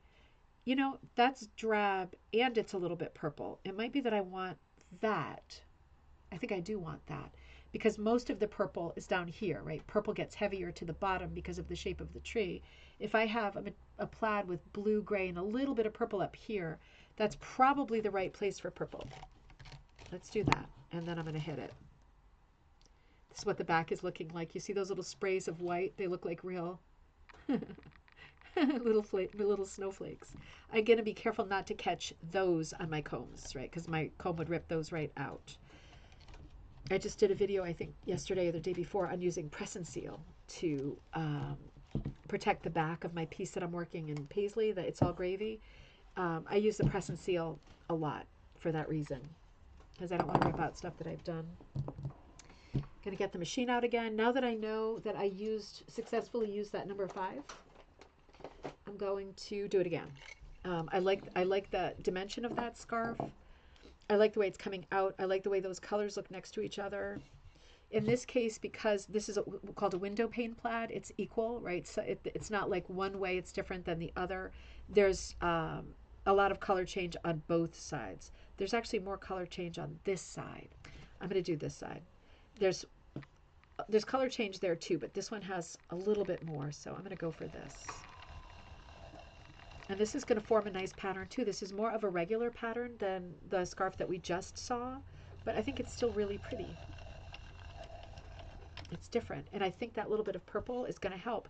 It's important to me to use 4 different plaids because it becomes like a little bit of a sampler when there's different materials in there. You know what I mean? It's a little more exciting for me. I might need to cut more when there's some variety, because this isn't a piece with a ton of color. So I'm going to be careful here because this scarf is going to continue along here, right along the side of here. Ooh, I almost knocked the wire down. And this scarf is going to start here. So I want the fringe to start about here. Yep, right here. Yeah, be careful about where you start your fringe because that is actually important, isn't it? It's such a cool touch if you're going to do fringe. So I'll leave a little bit of extra long fringe, and then I'll start it in on this scarf, and I'm going to wiggle it. I'm going to wiggle all of them. You don't have to wiggle it, but I think it's going to help. It's going to further like the success of the scarf because it's going to help people's eye to read the scarf. If they see that it's something that's soft and fluid, they're going to say, oh, that's a scarf, right? I just love this idea for a winter piece. I've never done this before. I'm leaving my tail up in this case because with this one's more fiddly to hook with. With this one, not so much. I don't think you're going to notice the tail. This one's a lot more forgiving as a wool. These are both wool. That first one might have been a little bit of synthetic content, or possibly even a little cotton content. It felt different, but remember I was expecting it to really play me. It didn't. So hey, that was a gift. I'll take it. I'll show this to you as soon as I get a little bit more done. Yeah. Got to get these out of the frame. I feel like when you see that orange, it's really distracting because these colors are definitely not going to match with those orange scissors. Stuff like that really bothers me when I'm working. And I know it doesn't bother everybody, thank goodness, because it's a really weird thing, but I get really affected by colors that are around the piece I'm working on. If I can see them while I'm working and they look really ugly, it tends to set me off. And I know that they're not in the piece, but it's just visually sometimes my head gets confused and I think, no, this isn't working. I don't like this. And I know not everybody has that problem, but be conscious of stuff like that. If you do, just take away the materials on your table near you that are possibly causing grief and confusion and color confusion. Sometimes when you have a lot going on and you've got children talking to you and the TV's going and people are talking to you, dog is barking, there's a level of chaos. It is hard to concentrate and keep your head in what you're doing, even though this is such a mellow craft and very repetitive, very meditative, very easy to get into. It doesn't take any concentration. It's still very easy to get distracted by things that you are inclined to be distracted by. I'm inclined to be distracted by things that I feel are ugly and chaotic. Same exact situation. The reason I don't like living in this particular town is because as soon as I leave this adorable neighborhood with all these adorable houses and I move to the street that has all the practical stuff and all of those plazas, it is like such an assault of the senses. It's noisy, the traffic is crazy, people are making horrible driving decisions, it's chaotic, it's incredibly ugly, but it's practical, and I have to be there all the time for one reason or another. You know what I mean? I try to avoid those kinds of situations because they're just not good for creativity. They're not good for speaking of mental health, they're not good for my mental health. Try to eliminate things that create chaos. So try to keep your workspace as clean as you need it to be so that you eliminate chaos with that too. It's hard to be successful at what you're working on when everything around you is crazy, right? So even if you're not a neat freak, sometimes that does come into play. I'm definitely not a neat freak, but my work area does have to be, it has to be such that I know where everything is, I know where to find it, and all the colors that I'm about to use or that I might use are within eyesight, so I can look at them all the time. And it's like a relationship. I'm working on this, I'm looking over at this and thinking, are you for me? Or are you not for me? I can think about it while I'm working, and I can look at it, and it's a decision in process. I'm gonna run out again. Can you believe it? Oh, seriously? All right, I have to add one little thing for fringe. Again, do it carefully.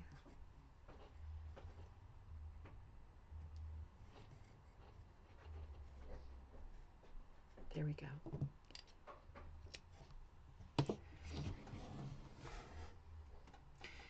It is very gray, I have to say. And I do want to fix my tree, the shape of the tree. I mean, I hand drew it. With the snowflakes, I don't know that it will matter so much. I do love the background fill here. I love the snowflakes. I love the pantyhose with the purple. I love the little bow. And he's got a good little knot there. I'm not sure about the scarves still. I feel like maybe they do need to be a bit brighter. I like the winter feel to them. And it's hard to say because I do plan on putting like blingy stuff on the tree. So it might be that they're okay, but I'm going to get ready to wrap it up. But the thing is, so thought process, right? Sorry, my huge scar on my arm right here. Thought process. I like the idea of the scarves being in woolly prints that scarves would be in. I like that idea in principle, but to be honest, I don't know if it's fancy enough. I like it because it's like traditional, it's primitive, it looks Christmassy. I don't know. I don't think it's fancy enough. I'm not sure. It might be that I need to finish the background with the snow. I don't feel like it's fancy enough. I feel like I'm going to have to put together scarves that are more, I'm going to still do the same thing with the scarves and the fringe, right? But I feel like I'm going to have to put together something that's more, you know, the Christmas sets that I just put out, the Crazy Eights, and one of them was like the Dickensian Christmas, I think it was called Party at Fezziwig's, and another one that's been the best-selling one so far is called The Ultimate Fruitcake, and it's like real Christmas colors, like 3 kinds of green, like real Christmas green, emerald green, it's like a grassy green, like more like an apple green, really bright greens, 2 really bright reds, like a deeper one, and then a really bright one like this. And then it's got like, because it's the fruit cake, then it's got like some, it's got a caramel color, a toffee color, like in a couple of browns that are still like golden browns for the fruit cake. I'm going to be looking at that pack for the scarves because I feel like the scarves should be more fancy. I do like the woolly scarves. Maybe there are woolly scarves on the horizon for me. Maybe I can use the idea of a scarf border with woolly scarves for a different composition. But with this composition being so small, I really want it to be colorful and cheerful. Whereas the idea of using the scarves, say I was doing a composition that was larger, and say it was like skaters on a pond or something like that, and it was just bigger, and I had more room to run my woolly scarf and make it have snowflakes on it or stripes or checks or something like that, that could be way more fun. Even like a forest scene with woolly scarves around the, okay, wait a minute, so close, so close. Ah, thinking of fairy tales. Let's see what Judy says. I have some fine rayon chenille yarn that looks velvety when hooked. Something like that could give you better. You know, that's a great idea, Judy. The chenille yarn that hooks up like velvet, doesn't it? That's a great idea. You know, that's a great idea. Because for a small piece like this, what I'm looking for is more interest, right? Not just in the bow, not just in the stuff I'm going to pin onto it. I'm looking for more interest. So that's a good idea. If I'm struggling with adding interest with color choices, maybe I want to add interest with texture choices. Like I want a different material. Judy, that's a great idea. The chenille stuff is like velvet, or I could actually use velvet for some of them. I have some yarns that do have metallic in them that could be really pretty too. I think because I want the edges to pop, that I do like I like the scarves as a vehicle, right? Being able to do something with the scarves that's fun and funky. But I do want them to be more festive and less woolly. Woolly scarves for a different piece. I love the woolly scarves. But for this one, I think you're right. I think color-wise, I'm struggling with color. So maybe if I just go to a different material, I have a lot of different materials. I have a ton of velvet. I have a ton of yarns. I have the chenille yarn in quite a few colors, looking around to see what else I have. But I think I'm going to have to do that because I really want them to stand out more. You know, and so far so good. In this short time, we hooked quite a bit of the background. I like the snow. I like the idea of the little tree. I'm wondering if you stuck with your cookie cutters. I do love doing stuff with cookie cutters, and I think one of the first classes I taught in person, I think I said this to you the other day, it was a cookie cutter class, and I mean, I've thrown away, like this is one container of, I probably had like a dozen of these. Like it was sick. I had cookie cutter problems, and I didn't throw them away. I like donated them, or I put them out on the curb and did a curb alert or something like that. I would never have thrown them away, and I didn't throw the copper ones out. But I had way too many. I mean, it was like ridiculous and major space pig. So, but for this class, I had all those, and I brought tons. And each person had like a thing of cookie cutters in front of them, and we were making designs like we described at the beginning, checkerboard designs, different kinds of backgrounds. Do I want any element of this composition to be hit or miss? You know, how simple do I want it to be? I did something very simple because I knew we were just going to be together for a few hours. But if I was working on a piece that would be much larger, I would be thinking of compositions that were geometrics, where the whole grid was a vehicle for doing something checkerboard or adding different motifs from one block to the next. I would be thinking about compositions with trees that were of several different, I think the other one fell on the floor, several different sizes, right? I had a larger one too. I think it fell on the floor. And of stars that are several different sizes. And I would be looking to do things in a variety of sizes with my cutters. There's nothing wrong in a folk art composition with a tiny little Christmas tree and a giant bird flying over it. In rug hooking and in folk art in general, this is a great combo because we don't talk about correct proportions in folk art. It doesn't exist. It shouldn't exist, right? That's one of the beautiful things about folk art is that sizing is all off, and it creates interest because it's curious that this bird is so big and this tree is so small, but you can see how this could work, right? All of this could work. So one of the good things about going to your cookie cutters, I think, in my mind at least, is that they're going to be weird sizes, and you're going to put them together and say, this tree and this star, I don't think so. But think again, are you sure? Are you sure not this tree and this star? Because to me, that's a really good pair because this is folk art, right? So many interesting things you can do. All right, I got to get some orders out. Thank you for the orders everybody put in yesterday. I want to get all of the orders out because I'm going to be away for the weekend.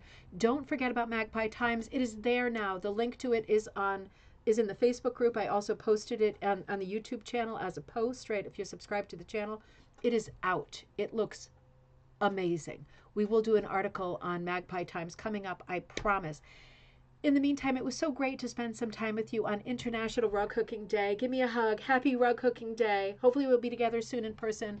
All of the fun events we have planned, exhibits, places, things that we've got going on in 2025. I will be with you many times before 2025, but not this weekend. And I will try to come to you live from the Wilmington's Christmas party in, I think that's Wilmington, Delaware. Wilmington is Delaware, right? They're the Wilmingtons, but they meet in Wilmington. I think that's I don't know if that's Maryland or Delaware. I think that's Delaware. I will be there, and if you'll be there, I'll see you there, and I'm really looking forward to it.